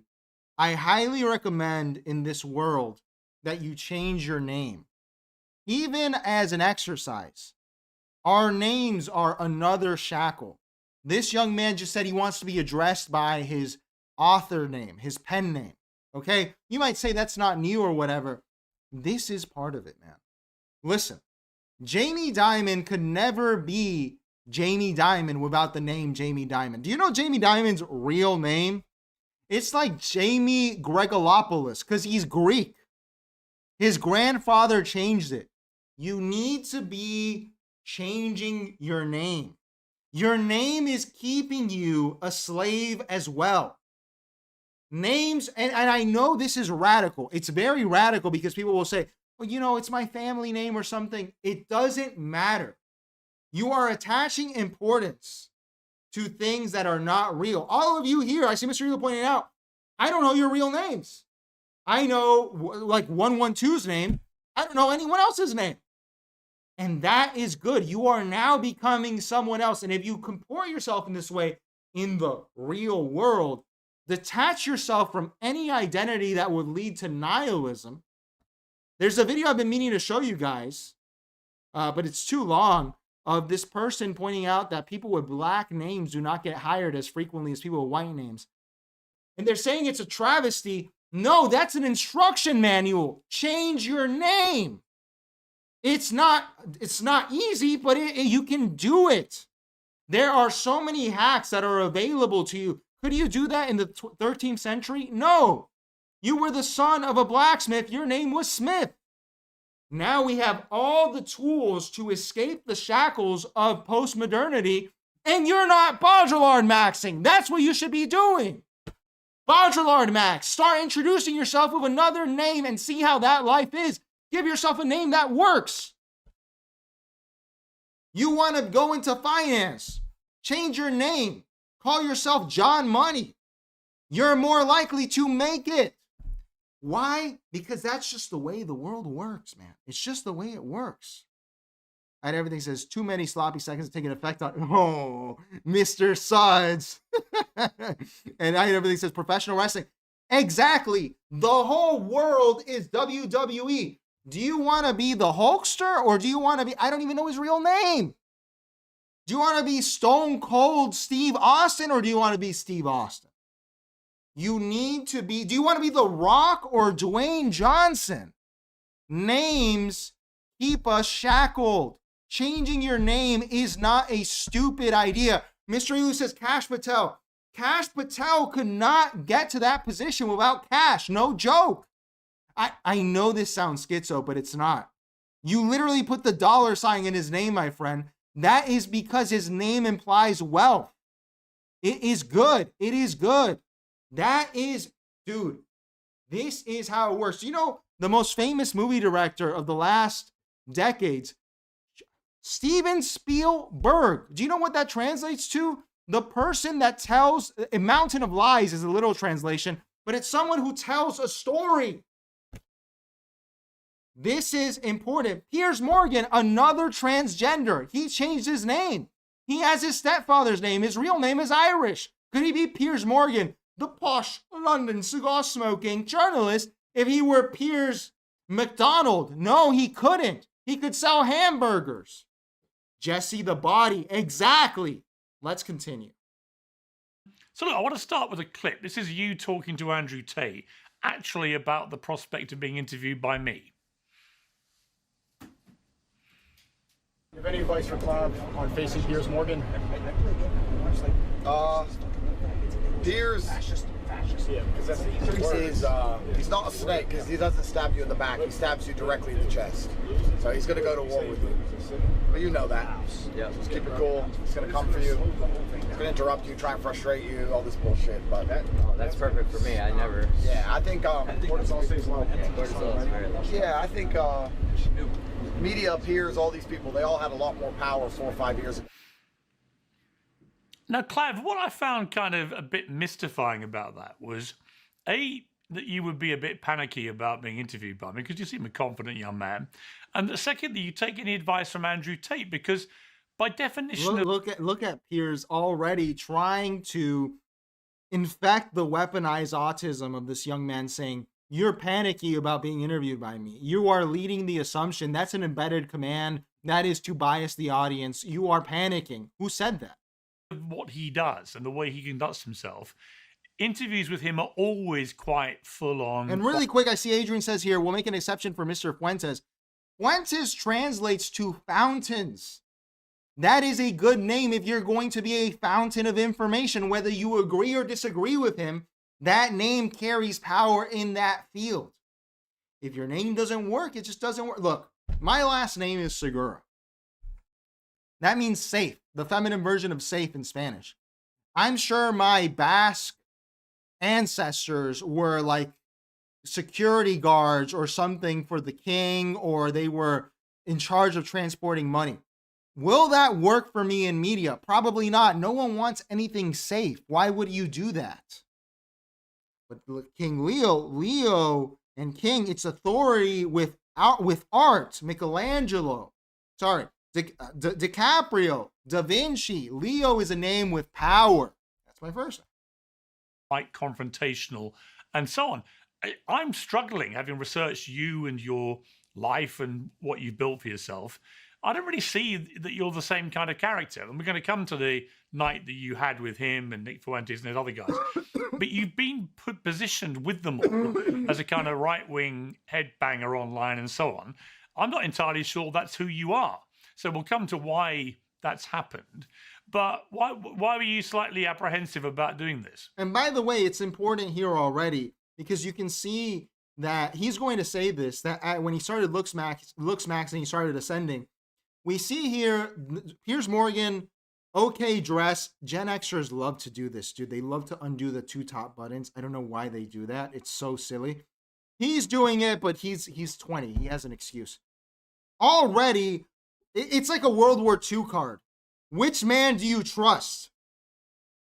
The pudgy English guy in his bookcase or the Chad handsome guy in a suit that gives his a run for its money? This is already working. Like you can't argue with this. This is something that's deeper than something in words. And I'm not trying to glaze here. I'm trying to be instructional. You know how they used to say, dress for the job you want to have? Dress for the life you want to have. Look like the life you want to have. Well, you know, it's just like he said. I think you've run a lot of hit pieces on people. You know, I don't think your production team is fully honest about, you know, sort of why you want to do these interviews. And I think you like to catch people, you know, kind of off guard and make them look bad. But, you know, I don't think you're going to be as hostile towards me because it's like you said, I'm really not a political figure. You know, this is kind of something new that we're discussing. We're discussing something that's more along the lines of self-improvement. That's kind of like a new philosophy. I haven't really seen anywhere on the internet before. Yeah, I mean, look, in relation to what you just said about what I do, I would take issue with that, as I would with all the people I suppose you're referring to, because I don't set out to be overtly confrontational. I certainly don't set out to gotcha these people. Really, Piers? Say the N word. Go on. Do I have to play the clip? Say the N word. Go on. Piers, my big dog, Piers. You're not a gotcha journalist, Piers. Come on, Piers. You work for the Mirror, Piers. Eves, by the way, points out something that I'd like to reiterate or state. Actually, I haven't stated it because Eves is saying the universe was built with words, and that is absolutely true, Eves. You're completely right. Scott Adams, the late, great Scott Adams, had a great interview with Mike Mindell, who runs the Hypnosis Academy. And he said when AI started, he said, when did you realize that AI just proved that hypnosis is true? That everything we know about words is true? That's why it works, because it is a hypnosis machine. And it uses words in the way that we use them. That is absolutely true, Eves, and I'm glad you bring it up. AI is just words, and the world was built on words, not actions. People get that mixed up. Platonist check-in, real Platonist check-in. People, whether it's Andrew Tate, Nick Fuentes, or whatever. What I tend to do is when there are people who deliberately say inflammatory things, I tend to put those comments back to them. We do our research. The production team that you've slightly maligned there will do a very thorough professional job, and I will put back to them their own words. Now, I will then challenge them about why they said it, the context in which they said it. Do they mean it? Do they really hold these inflammatory views, or are they just winding people up, and so on? But that is the job of a journalist. That's where you and I are different people. We're different animals. I'm a different animal to Fuentes and Tate and the others. They're kind of influencers stroke commentators, and you're in that category, I guess, without much of the commentary. You're a different kind of person. But my job when I interview people like you is just to get to the bottom of who you are, what you stand for, stuff you've done, stuff you've said. Why would you automatically assume that is a kind of gotcha mechanism? Well, I just assume that because that's kind of, historically what I've seen, right? That's just based off my own experiences. So you watch my interviews and think I try and track. By the way, this is the way to speak to a journalist if you're ever in that unfortunate position. I don't know if you guys ever got the talk about TSA and customs when you were a kid. My parents told me, minimal words, yes, no, sir, that's it. This is how you should talk. People are uncomfortable with silence, but Piers is not, because he's obviously a journalist with many years of experience. This is what you should do. Minimal words, let them hang themselves with their own rope. Mr. Elu says, Scott Adams said he hypnotized himself with ChatGPT. I'm not surprised, Mr. Elu. I never heard him say it, but it's true. Hypnosis is so poorly understood. It's very easy to become hypnotized. It's very, very easy. You get hypnotized every day when you're driving on the road. Why does the trip back always feel shorter than the trip there? Because you have highway hypnosis. That's why. And Eve says, thanks. Does this guy Clav have knowledge, or is he just the looksmaxxing king? His knowledge on looksmaxxing, I'm not going to contend it. The guy knows about pharmacology and all that.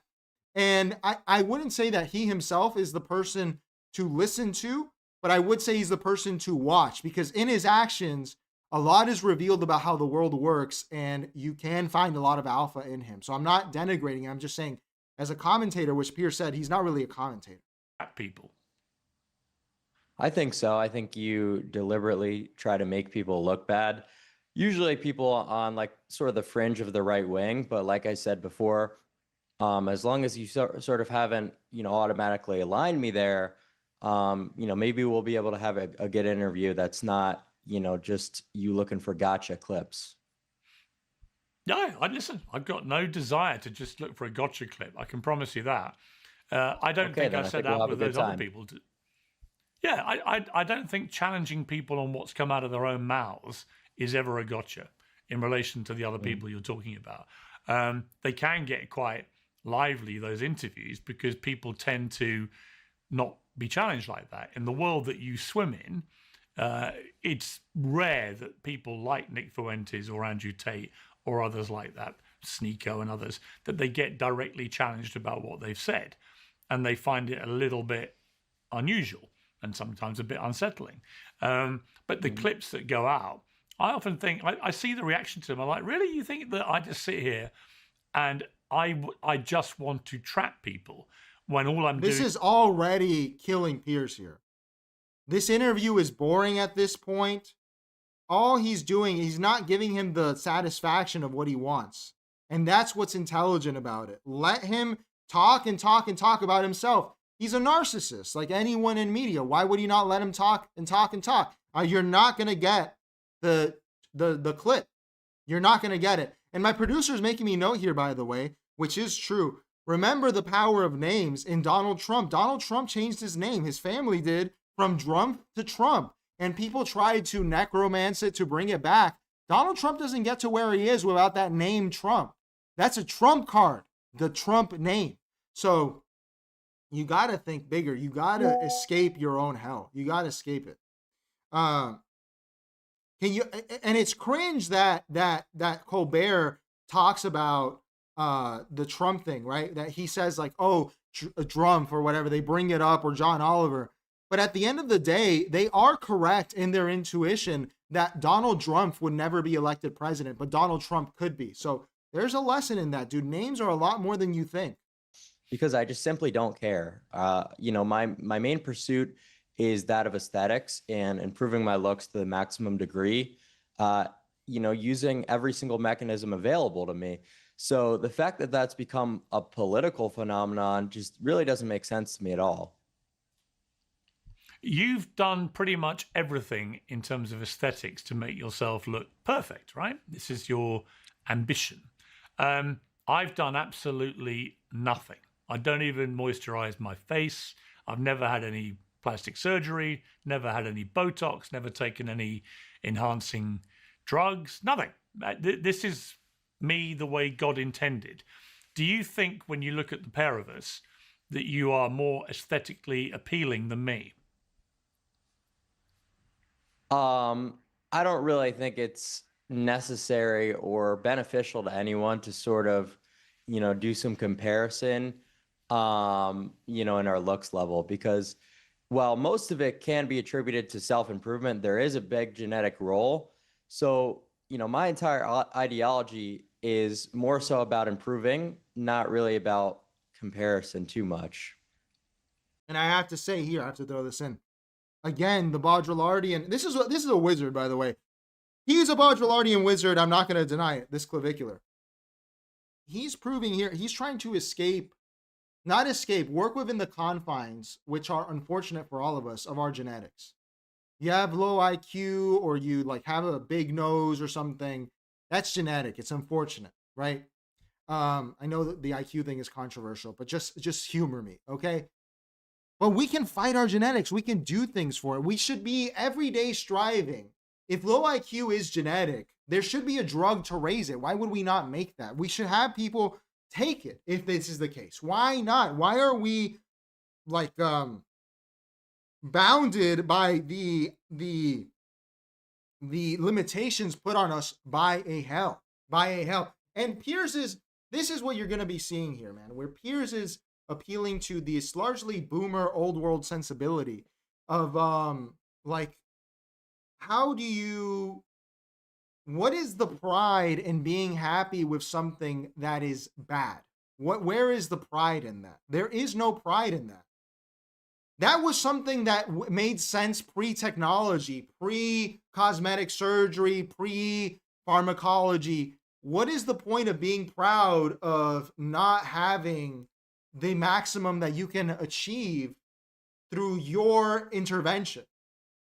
This is something that maybe in the year 1300, you're born with a bad nose and people make fun of you for caring about it because they're saying that's how God made you. Now you have rhinoplasty. I'm not telling you, this is not medical advice, but I'm just telling you, we have to think bigger. We have to think beyond this thing. And Mr. Elu says being short, bald, or fat. Yes, those are all genetic. And for example, the last one and the first, the first one short, I don't think that those surgeries are good for you or whatever. But whatever, putting that aside, I'm not going to judge someone that gets it. Baldness and fatness are increasingly becoming choices, and why would you allow that choice to dominate your life? GLP's cured fatness. If you're fat, you should be judged now because it cost you what, like maximum $1,500 to lose all that weight? You can do that. You can put it on a credit card. You can Klarna it, and you're Klarnering concert tickets. You could be Klarnering yourself getting fit. Why would you not do that? So in the future, it's going to get a lot more judgmental, and with good reason, because you think that your natural presentation will save you. It won't. But my argument about that, just generally about the whole self-improvement boom of the last 20 years, is that a lot of people that go down that path end up looking worse than they did to start with. And that actually, the best way to look good is not to go down the path of relentless self-improvement, to trust what you were given by the good Lord, and to avoid doing too much to yourself. I see so many people, particularly in entertainment, who've just ruined themselves, ruined their faces in the pursuit of what they perceive to be aesthetic perfection. But, well, that's because they don't know what they're doing. A lot of them are opting to go with things like filler and Botox, which can, like you said, lead to these botch jobs. You know, you look at guys like, you know, Zac Efron, who have tons of filler in their face and it starts to migrate. It's just not a look that anyone should be pursuing. But looks maxing can be as simple as losing weight, right? So even going on a diet, which I'm sure is something that you've done previously, is part of looks maxing. It's not just these super intensive plastic surgeries or these cosmetic procedures. It's just anything that's going to improve your looks.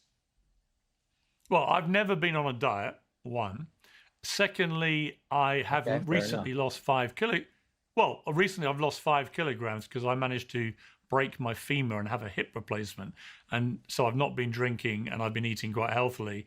And it's amazing. The weight just drops off. So I'm somebody who likes to drink. Yeah, well, it's not a diet. It's an enforced regime that's come about through an injury, right? So a diet is a... That's a diet is a voluntary... Semantics. That's literally a diet. Well, it's that... Well, no, it's not, because a diet is a voluntary regime you go into for no other reason than you want to lose weight. I went into an involuntary regime forced upon me by circumstance of a fracture. It doesn't matter how it's forced upon you. Well, any sort of deviation. One is voluntary. No, it doesn't matter if it's voluntary or not. It's a deviation from your normal routine, right? Whether or not you're forced to be in a caloric deficit or not, it's still a diet, you know, like, and, you know, regardless, it doesn't really matter. You've done a calorie deficit before. That can be something that's considered looks maxing. So by definition, Piers, you are a looks maxer. You're just someone who is kind of on the surface level of it, right? I'm saying that in such a competitive dating market, you might need to take it a step further and sort of maybe utilize some peptides, maybe get a little bit leaner than, you know, your current body fat percentage. That's kind of all I'm saying. Right, but I mean, I might argue that I'm mogging you right now. Piers. Say the N word. Go on. What happened? What did Nick Fuentes do to Piers, man? My man doesn't have it anymore. He just doesn't have it. He doesn't have it. Like, I'd argue I'm mogging you right now. Piers, what are you doing? Piers. Let's not be silly here, Piers. Piers, what are you doing? Let's skip ahead, man, because it's just, this whole thing is purposefully, look at this, 200,000 views, lower than Pierce's average, is because this guy siphoned a lot of the energy by recording it on his own and putting it out prematurely, but also because look at how he did not give the actual satisfaction to Piers of the clips of all that crap. So we're going to move forward. I see Efra's here. How you doing, Efra? I have female family that are beyond 6 foot tall. My great-grandmother was literally about 6'2". That's crazy. And you're 6 foot? Dude, my family, because my grandfather was adopted and we think he was Norwegian. My family is like 6 foot usually, right? On my Venezuelan side. But my grandmother on my Chilean side was a little bit more indigenous. And, you know, my grandfather was probably Italian descent. But I got those Indio genes, bro, and I ended up 5'9". My brother ended up a lot taller than me. Just the Indio genes, bro. Like, it sucks, but whatever, dude. We have Mark Carney, the 5'9" community. The problem with being part of the 5'9" community is that all these 5'7" and 5'8"ers lie about being 5'9". I am actually 5'9". Stop saying you're 5'9" if you're not, okay? It's me, Mark Carney, and I don't know, who else is 5'9"? There's someone out there who's 5'9", all right? It's hard being 5'9" in this world of fake 5'9"ers. Let's continue. Okay, well, let's have a look at you before you started all this, and we'll compare to what you look like now. So there's the before and after. What age were you in the before picture? Can you see that where you are? Yeah, I would have been 16 years old. And the one on the right is what are you now? You're 20? Yeah. So you've been Well, through that would have been obviously when I a was 19, I transformation. believe. Okay, so you've been through a big physical transformation, that's clear. Your face has changed dramatically. So what have you done to your face to look max yourself? It's a lot of pharmaceutical intervention, especially during puberty, right? So this is going to be the time where it's most important for people to optimize sort of their growth mechanisms and their growth pathways. And, you know, a few of the ways I did this is with... I'll add here really quickly, it's not medical advice. My producer's the one who actually pilled me on this. The rich people are already doing this, by the way. Rich parents are already doing this. If you are a teenager or something like that, the messy treatment, the human growth hormone, it seems like there's literally no drawbacks to it. There's no drawbacks to it. To get an extra couple inches of height, if I had done that, I could have been 6 foot, maybe. They are proving this is the way. That this is, because don't judge it by what they say. Every rich person, there's articles about this, man. They are injecting their children with HGH in puberty to get them to be a little bit taller. They know that this is the future. You, the plebeian who is listening to Piers Morgan saying, you know, be true to yourself, are the one who's suffering. There's no reason to suffer with this. There's no reason. And I saw Eves asked if I like baseball. I'm a bad Venezuelan, Eves. I don't like sports. I do watch football. I watch soccer. Okay, I root for the Venezuela team. I root for the Chilean national team. I root against Brazil, Colombia, and Argentina. I will root for America sometimes. Not. I know.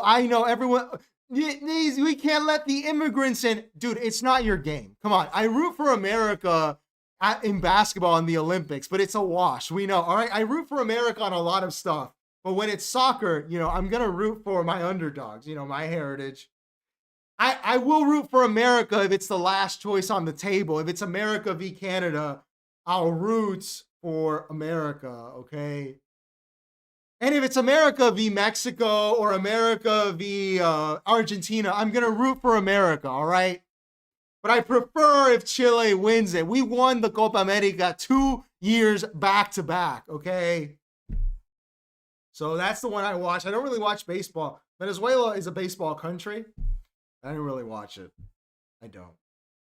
I do want to get a Venezuelan baseball jersey, but I don't watch it. So I'm sorry. I don't root for America on the soccer side. I really don't. I'm sorry, man. I don't. I root for Chile and Venezuela. That's just true. I always root. Look, the way it goes is I root for Chile and Venezuela. This is the World Cup. I root for Chile and Venezuela, right? And then I'm rooting against Europe if they get eliminated. So I'm going with my Latino brothers over here because I want Europe to win it. If America gets knocked out, then whatever. Then I root for the Latinos, okay? But if America's still in it and the Latinos get knocked out, I'm going to root for America against Europe, okay? Eve says, where's your second citizenship again, Leo? I'm a citizen of Chile and pretty soon a citizen of Spain, dude. I'm getting it within 2 months. Time for the reparations. I guess I have to root for... I guess I'm leaving behind my vulgar American ways to be a citizen of Europe, a citizen of the European Union. Excuse me, get your First Amendment away from you. We are banning hate speech. I'm a European now. I am refined, okay? I'm not out here eating. I'm sorry, is that glyphosate in your bread? We have standards in Europe. I can't wait to show up with my Hispanic, Latin American accent in Spain and be like, I'm Spanish just like you, buddy. I'm Spanish. I get my reparations now. It's me now. All right, it's me. All right. Let's continue. Exogenous hormones like testosterone, like human growth hormone. I did things like block aromatase, which is testosterone converting into estrogen so that I would actually grow taller. So there's plenty of different mechanisms that I leverage to sort of masculinize myself a little bit more and to become a little bit bigger. So, it would just take me so long to go through every little step that I took to looksmax. Okay, but then there's a harder degree called hard maxing, which is my understanding, correct me if I'm wrong, because this is your lingo, not mine. All right. We're here for time. The rest of the interview is not very interesting. They fight a little bit about politics, but this was the important message I had to give you. This young man is ahead. He is ahead. He is thinking forward. The businessman must always be progressive, said John Paul Getty. You must always be thinking progressively. Mr. Elu says, you don't like free speech, King Leo? The thing is that I'm a European now, sir. I can't, this vulgar American Second Amendment. We quarter troops in times of peace in Spain, in España. Okay, we don't do the vulgar thing. Okay, Stalin would kill me. I am becoming a rootless transnational elite. That is what I am. In Europe, please don't bring your vulgar American movies. We watch Amador movies. We watch Antonio Banderas. We don't watch your Brad Pitt vulgar. In America, I'm out here, Second Amendment. Hell yeah, I love it. But I'm a European now, so I have to moderate that a little, okay? And Adrian says, the Spanish politics are going to make you renounce it quick. Dude, they shouldn't have let me in because I'm going to keep voting. They gave it to me, the left, dude. So I have to vote for them, right? That's why they did it. So, that's just the way it is. That's what I'm fucking around, guys. I'm not going to vote in the Spanish election. I don't vote in any election. You like the Second Amendment, King Leo? I do not like the Second Amendment. I like owning firearms. It's very different. Very different. All right. Let's get here to AI Telly, who put out a video today. America's new attack strategy for Iran. I alluded to this earlier in the week. America has been doing a whole lot of movements, towards Iran. Seems the Arabs are on board. The Board of Peace today announced that they may do another strike. Things are heating up. Donald Trump said to watch the next 10 days.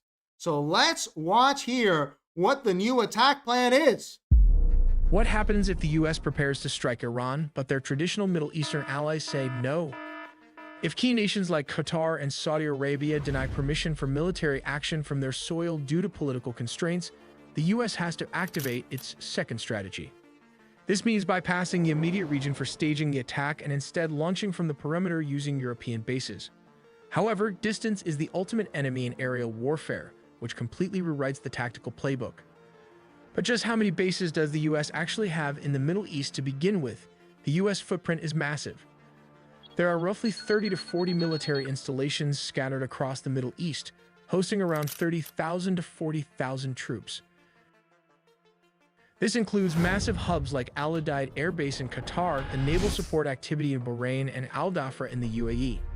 Losing access to this sprawling, localized network for a strike on Iran is a logistical nightmare, which is exactly why the European backup plan is necessary. If they are denied these local bases, what is this latest strategy they pull out of their sleeves? The core of the new strategy is a massive logistics shift, heavily relying on the deployment of an armada of flying gas stations. The U.S. will employ a coordinated deployment of dozens of KC-135 Strato tanker air-to-air refueling. These tankers are already on the way, by the way. They've been on the way all week. Aircraft. These are moving from the continental United States and the UK directly into bases in Greece such as Suda Bay and Bulgaria. Why are these KC-135 tankers considered the lifeblood of this operation? Because without them, the operation simply cannot happen. Striking Iran from European bases like those in Cyprus, Greece, or Bulgaria means aircraft must cross immense distances. Fighter jets like F-35s or F-16s simply do not have the internal fuel capacity for a multi-thousand-mile round trip. The KC-135 tankers act as a floating bridge.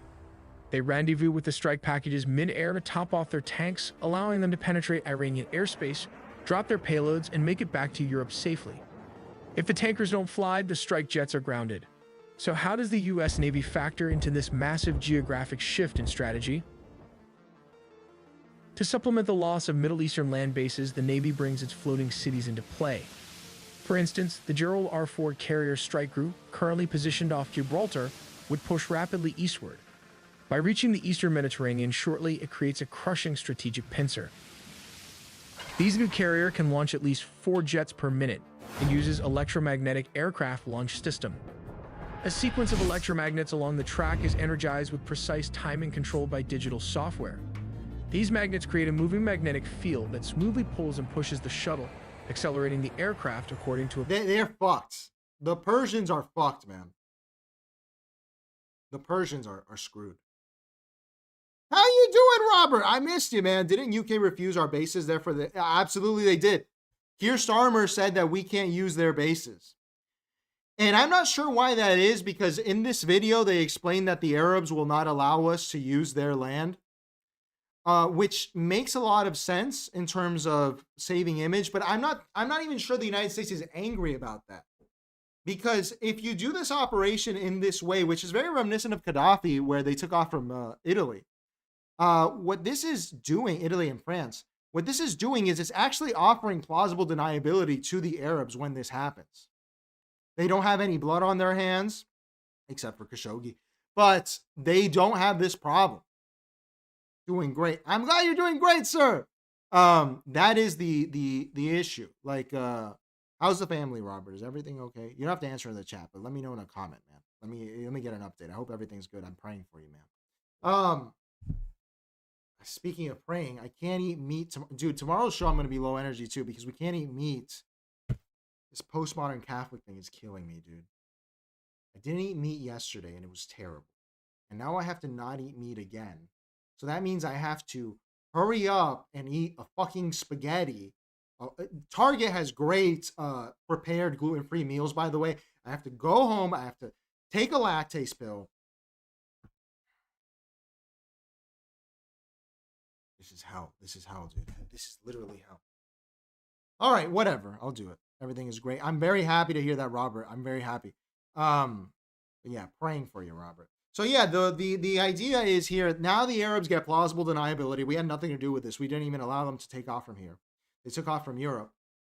They delivered their payloads and they got rid of everyone. So, man. And I saw Effer said they have heavy bone density. Effer, I don't. I have the opposite problem genetically. I have the osteoporosis gene. Programmed acceleration curve. Once the aircraft reaches takeoff speed, about 155 miles per hour or around 240 kilometers per hour, then the shuttle releases it. And the aircraft will thank you, Robert, for the super chat, sir. God bless the USA. I don't know if it's God, sir. It probably is. There's no way God would allow us to have this, the ability to strike. We are untethered by geography. Like, we don't have anything. This has to be God. This is God's chosen country. That's literally the way that you can interpret it. No other country has this capability, not even China. Effer says, I think the Saudis don't let them use their airspaces because if Iran attacks the oil fields, it would be a very horrible day, I think. That is true. That is true. But also, I think politically, it's not worth the risk, right? Because you seem like a ridiculous country in that region, even because Saudi Arabia is in a cold war with the UAE and Qatar right now. I don't think that they can even agree together to support an operation like this. I'm sure the UAE has interests in Iran that diverge from Saudis and Qatar as well.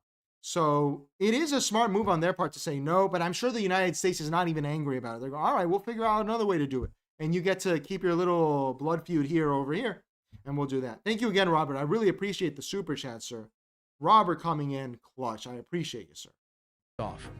The shuttle then slows down electromagnetically and returns to its starting position, ready for the next launch. You might wonder why the Navy chose this costly upgrade over the tried-and-true steam catapults. The answer is simple. Electromagnetic takeoff provides smoother acceleration, significantly reducing stress and wear on aircraft frames compared to the harsh forces of steam catapults. Well, apart from aircraft carrier, the U.S. also needs a monstrous amount of missile terminal air defense system. The U.S. had actually removed 60% of its missile defense systems from Qatar and the Middle East. So how many missiles are being transported from different parts of the world to fix this? The answer is fill the sky with these Globemasters. The U.S. military needs a massive airlift of roughly 4 to 6 Patriot batteries and components for a THAAD battery. This involves over 300 heavy transport flights. But here's the detail most people miss. The U.S. needs a flood of aging Patriot missiles to be pulled from stockpiles in Germany and Japan. Why move old missiles? Because they are the perfect cheap solution for Iran's thousands of Shahed drones. Commanders are hoarding the brand new Scarce PAC-3 kinetic interceptors for the hypersonic and ballistic missile threats. The military is clearing out the Cold War inventory to save the modern tech for the big one. But the Navy destroyers will be the first one to strike. The attack begins not with manned aircraft, but with robotic precision from the sea. The goal is simple: blind the enemy's eyes, their radars, and silence their voice, their command and control. In the Persian Gulf and the Northern Arabian Sea, Arleigh Burke-class destroyers, ships like the USS Thomas Hudner, receive the launch order. The vertical launch system cells hiss open, and moments later, dozens of Tomahawk land attack missiles erupt from the decks. These missiles fly at subsonic speeds, hugging the terrain in what we call nap of the Earth flight to stay below the radar horizon. They are programmed to loiter and strike simultaneously. Their warheads slam into S-300 and S-400 radar sites. The problem is for the Persians is that this has already been rehearsed in Venezuela. We dealt with the Shahed drones. We dealt with the S-300 defense systems. They're not coming into this blind, the Americans. The Americans are here and they know how to deal with the technology that's going to be employed against them. But I see Efra bringing up that Erdogan may be a problem. While I do think Erdogan would traditionally be a problem, here we're kind of in a position where how can Erdogan really... Erdogan, I don't even think he would mind a fucked Iran. I don't think he would mind that at all. Erdogan wants everyone around him weak. And in addition to that, the way he comports himself is very odd, as we've discussed before. But he's a NATO member. We have to remember that. And if the Europeans are on board, minus the UK, then I doubt Turkey would really try to piss off the Europeans on this as well. Furthermore, I think Erdogan would see this as a huge benefit to him, in the sense of he has no problem with a refugee crisis from Iran because he knows how to deal with them. He sends them all to Greece, like he did with Syria. So Erdogan might be looking at this and just, interesting, because he supported Israel in the war with Palestine, or the genocide, whatever you want to call it. He supported various factions during the Syrian civil war. Why is the UK not on board, says Mr. Elu. Well, the UK, let me look up the exact reason, my friend. But the UK, my understanding is that Keir Starmer is saying that this is a breach of sovereignty. Why is the UK not allowing the US to use RAF bases for Iran? Should have asked Gemini. Why am I not asking Gemini? Well, let's watch this clip.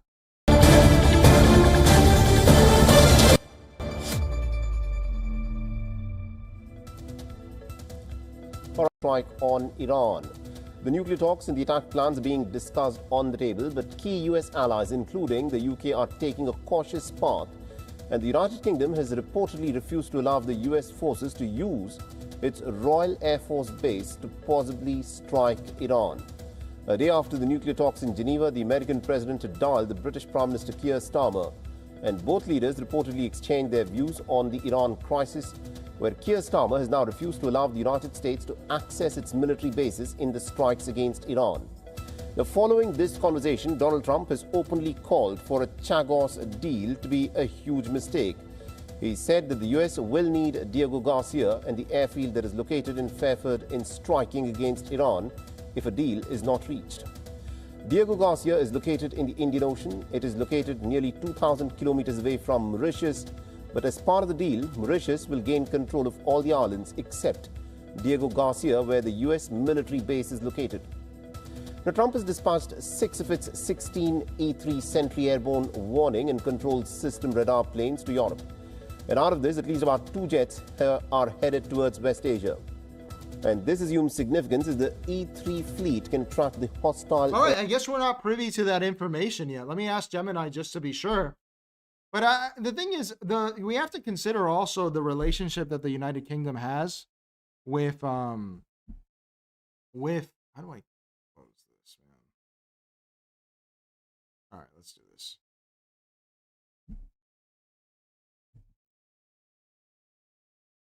Let me ask here exactly.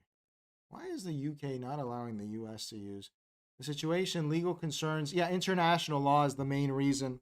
And the dispute with the Chagos Islands, which we know. So, but we have to consider also, because I don't believe that England cares about international law unless they're really that cocked or something. But the reality is, I think that they have a lot of deals with the Persians despite everything. Meaning that the UK has a particular relationship with Iran, given that the MI6 has interfered there since at least 1953, but probably a lot longer.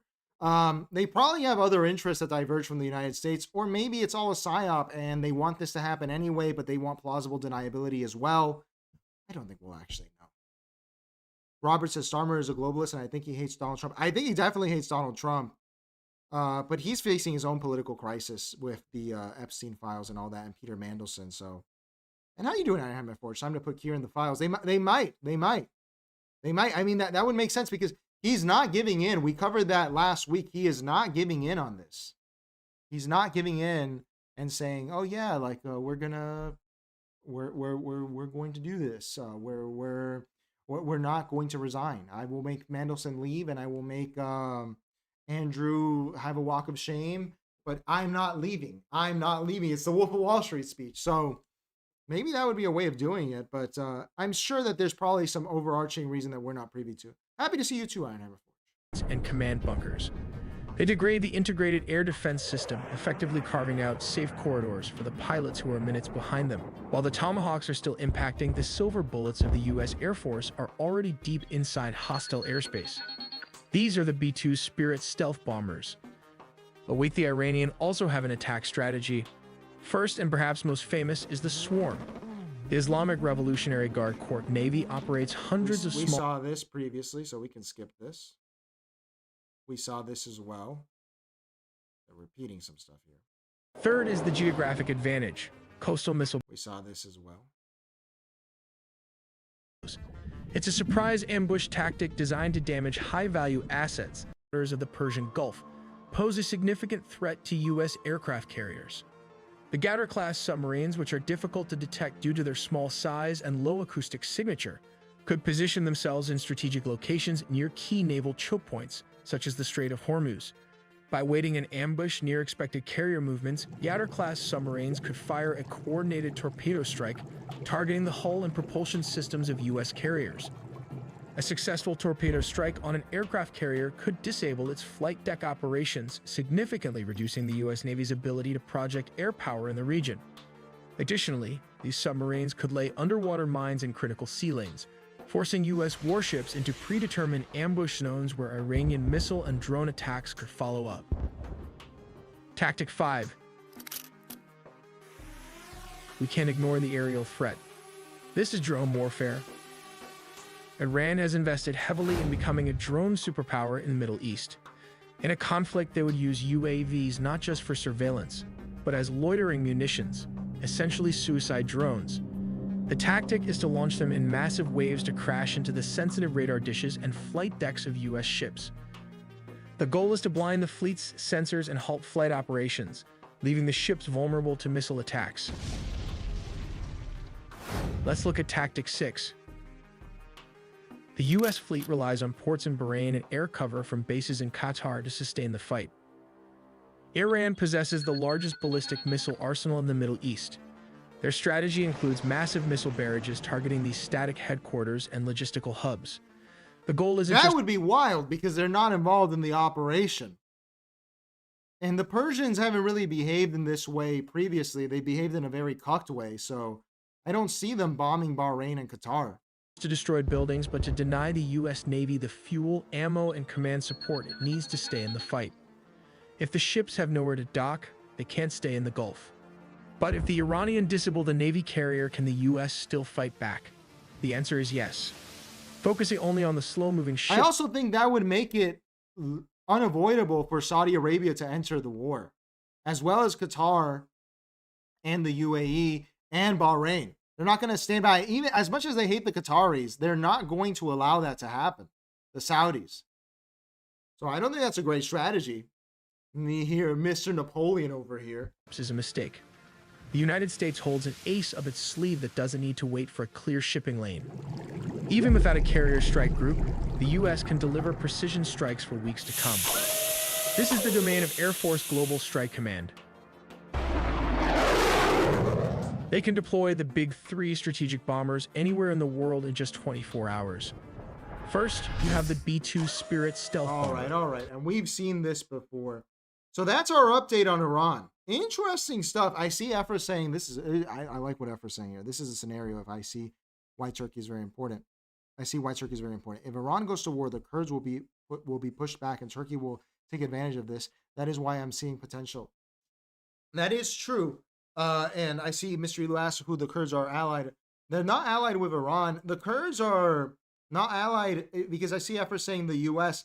I'm not even sure they're really allies of the U.S. anymore. I'm not saying they're hostile, but they know they can't depend on the Americans. They have to depend on chaos. That is the only way that the Kurdish movement can succeed, if they can. Since Saladin, they have not succeeded. I really don't. I'm not bullish on the Kurds, but the Kurds, they can only prosper in chaos. They prosper during the Syrian civil war because no one is really going to bat for the Kurds. The Kurds are a political tool, and I don't know if they're dumb or something. They don't understand that. The Kurds were used in the 90s in order to try to overthrow Saddam, and that didn't work out. The Kurds are basically used by anyone and everyone, and they think that the United States is their ally. However, I don't think the United States is really sending any money to Peshmerga because Turkey is more important.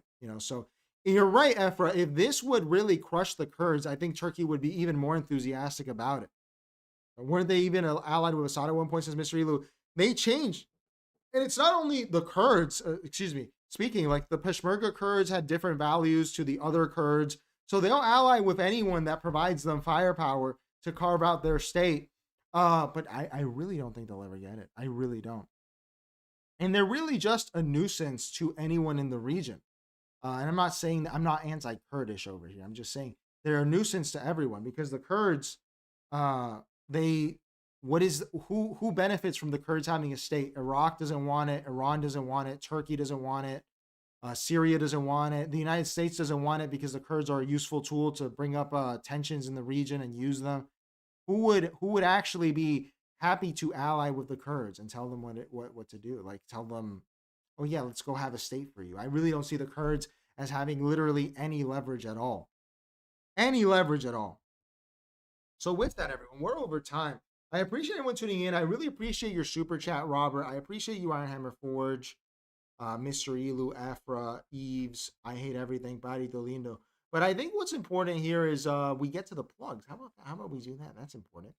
The plugs, where are they here? Once again, we have the Discord server over here where I will be active tomorrow, despite my fasting, which is gonna suck. Okay, here is the server, which is free. There's also the paid tier, which you can get on Patreon over here, $5 or $20 a month, where you get the King Leo Movie Club, as well as the What Would a Postmodernist Do bracelet. I think I might do a What Would a Baudrillard Do bracelet pretty soon. That would be a good one, I think, because this was originally the parody bracelet for Piers, but Piers is really not ascended. He is not ascended. So with that, everyone, I hope everyone enjoyed the show today. I'll have another backyard video tomorrow. Yeah, let me pull that up, man. Guys, go check out. And YouTube suggested this to me. I have to ask you guys, can you guys please hype the new videos? I didn't even know this was a feature. If you go on these videos, you can hype them. So today's video was about Gen X. If you like them and then you hype them, they actually get bigger reach. I need to answer the comments here. Wow, I pissed people off with this one. This one's about Gen X, dude. People hate when you talk shit about Gen X. They hate it. The Gen Xers, they are the snowflakes of the world. Oh, let me bring this up here. You can see it. The snowflakes of the world are the Gen Xers, man. So go in there, hype the video and all that, and hear what I have to say about Gen X, dude. They hate when you talk shit. I already have comments here. I already have hate here. This guy's not Gen X. Let's see. What do we got? Don't lump Gen X in with those two losers. Let's read the comments, man. 1 second. There was a really good one that I peeked at earlier. Where is it?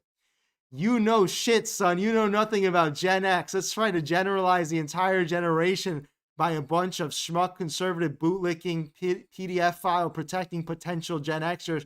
Go ahead. I'll wait to hear back from you. So fucking brilliant you are.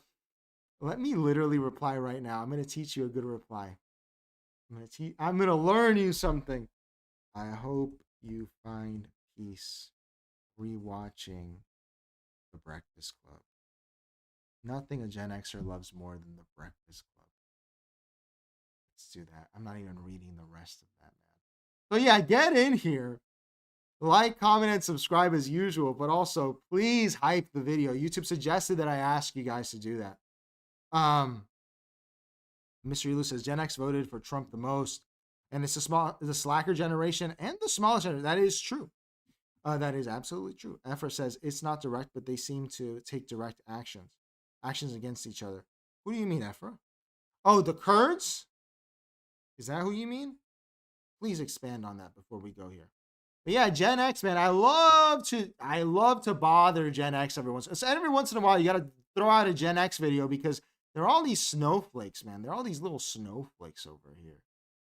Let me answer these live. You guys can see the magic here. Thank you. It's Gen X gets away with everything. I completely agree. This is Dane. Dane wasn't here tonight. I completely agree. They are not held responsible for all they have done. Let's do that. This is a good one. My favorite is responding to people who are mad. Cry harder. I hope you find peace rewatching Ferris Bueller's Day Off. They love that one. Ferris Bueller's Day Off. Great stuff. Thank you, Iron Hammer. Iron Hammer redeeming Gen X, saying, I thought it was funny. Thank you. We're just trying to make people laugh. And they're mad about it, you know? I appreciate when you meet a good Gen Xer, because I have a lot of Gen Xer friends, actually, and they're cool, but then you meet the rest of them, and they're online being all mad all the time and stuff. And they're like, we were the latchkey kids. And what really pissed them off, I think, was that I said, your parents got divorced and made you the latchkey kid because you were a bad kid. Don't lump Gen Xers with those two losers. Tucker is a Gen X. Tucker is Gen X. Let's do that. Especially Lemon. Oh, yeah. This is APK. How you doing? The worst. The worst. Agree. I love this, man. Responding to comments is fun. Spring says, if you're going to talk about Tucker Carlson pre-podcast, you'll need to wear a bow tie to go full Baudrillard. This is a thinking man over here. This is a thinking man. Let's do it. Let's do it. I might do that. Well, I should buy a bow tie for the show. That would be funny. I'm told I am from Generation Jones, so I guess I hit the sweet spot between those loser boomers and whiner Gen Xers. By the grace of God, Spring. By the grace of God. Generation Jones, our baby boomer, says 2000. I've seen this person before. Didn't know that. Interesting. You guys are seeing. You guys are seeing behind the curtain. Hilarious, says APK. I appreciate that. Appreciate it. And we have here, who else has commented? 2000 Gen X is 65 through 80. Keith Olbermann is a baby boomer. I'm just a trolling here. Spiritually a Gen Xer. Yeah. I know that this person's been on the channel before, but I haven't seen them recently. See, it brings out the Gen Xers. And Eve says, I was thinking you were going to launch the Tucker Carlson-esque diatribe. So I guess that must mean you're a millennial. I'm not a millennial. I'm a Zoomer. I'm an older Zoomer. I'm a geriatric Zoomer over here. In my mid-30s, washed, cooked. Geriatric Zoomer over here. I'm a geriatric Zoomer. I'm not a millennial. But I appreciate that, sir. I still get carded. Geriatric. I don't know how to spell that. Let's just do that there. I appreciate the comment, 112 or Eves. I appreciate that, man. So yeah, guys, get in here, like, comment, subscribe, and hype the video. Please hype the video. All right. I'm a geriatric Zoomer. All right. That's what I am. Efra says that seems to be a Middle Eastern Cold War between Israel and Turkey. I meant. So okay. That's interesting because Turkey has been pretty pro-Israel. Outside of the rhetoric has just been like pro-Palestine or whatever.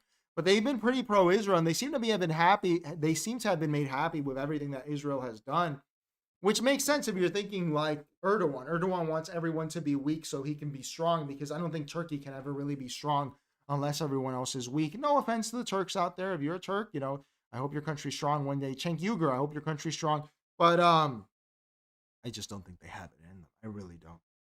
So I appreciate everyone tuning in. Like, comment, subscribe. If you're new here, subscribe. It's literally free. It takes half a second. We're about to break 1,500 subs, dude. Let's do it. All right. We're hitting 1,500. All right. We're doing it soon. This is the hardest rut, by the way. Between here and 2,500 is the worst, apparently, according to the data. So I need all those subs in there, man. Get in there. Subscribe. Mr. Eagle says, aren't they selling weapons to Israel? I believe they are. Erdogan loves Israel. Like, he loves what they do. He really does like it.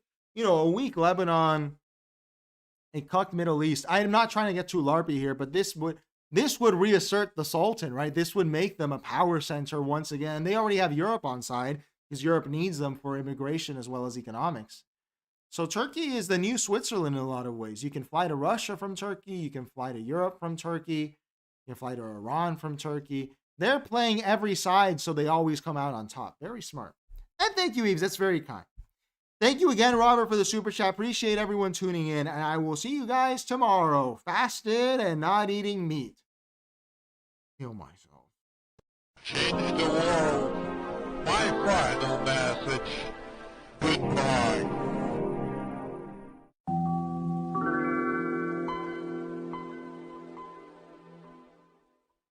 Change the world.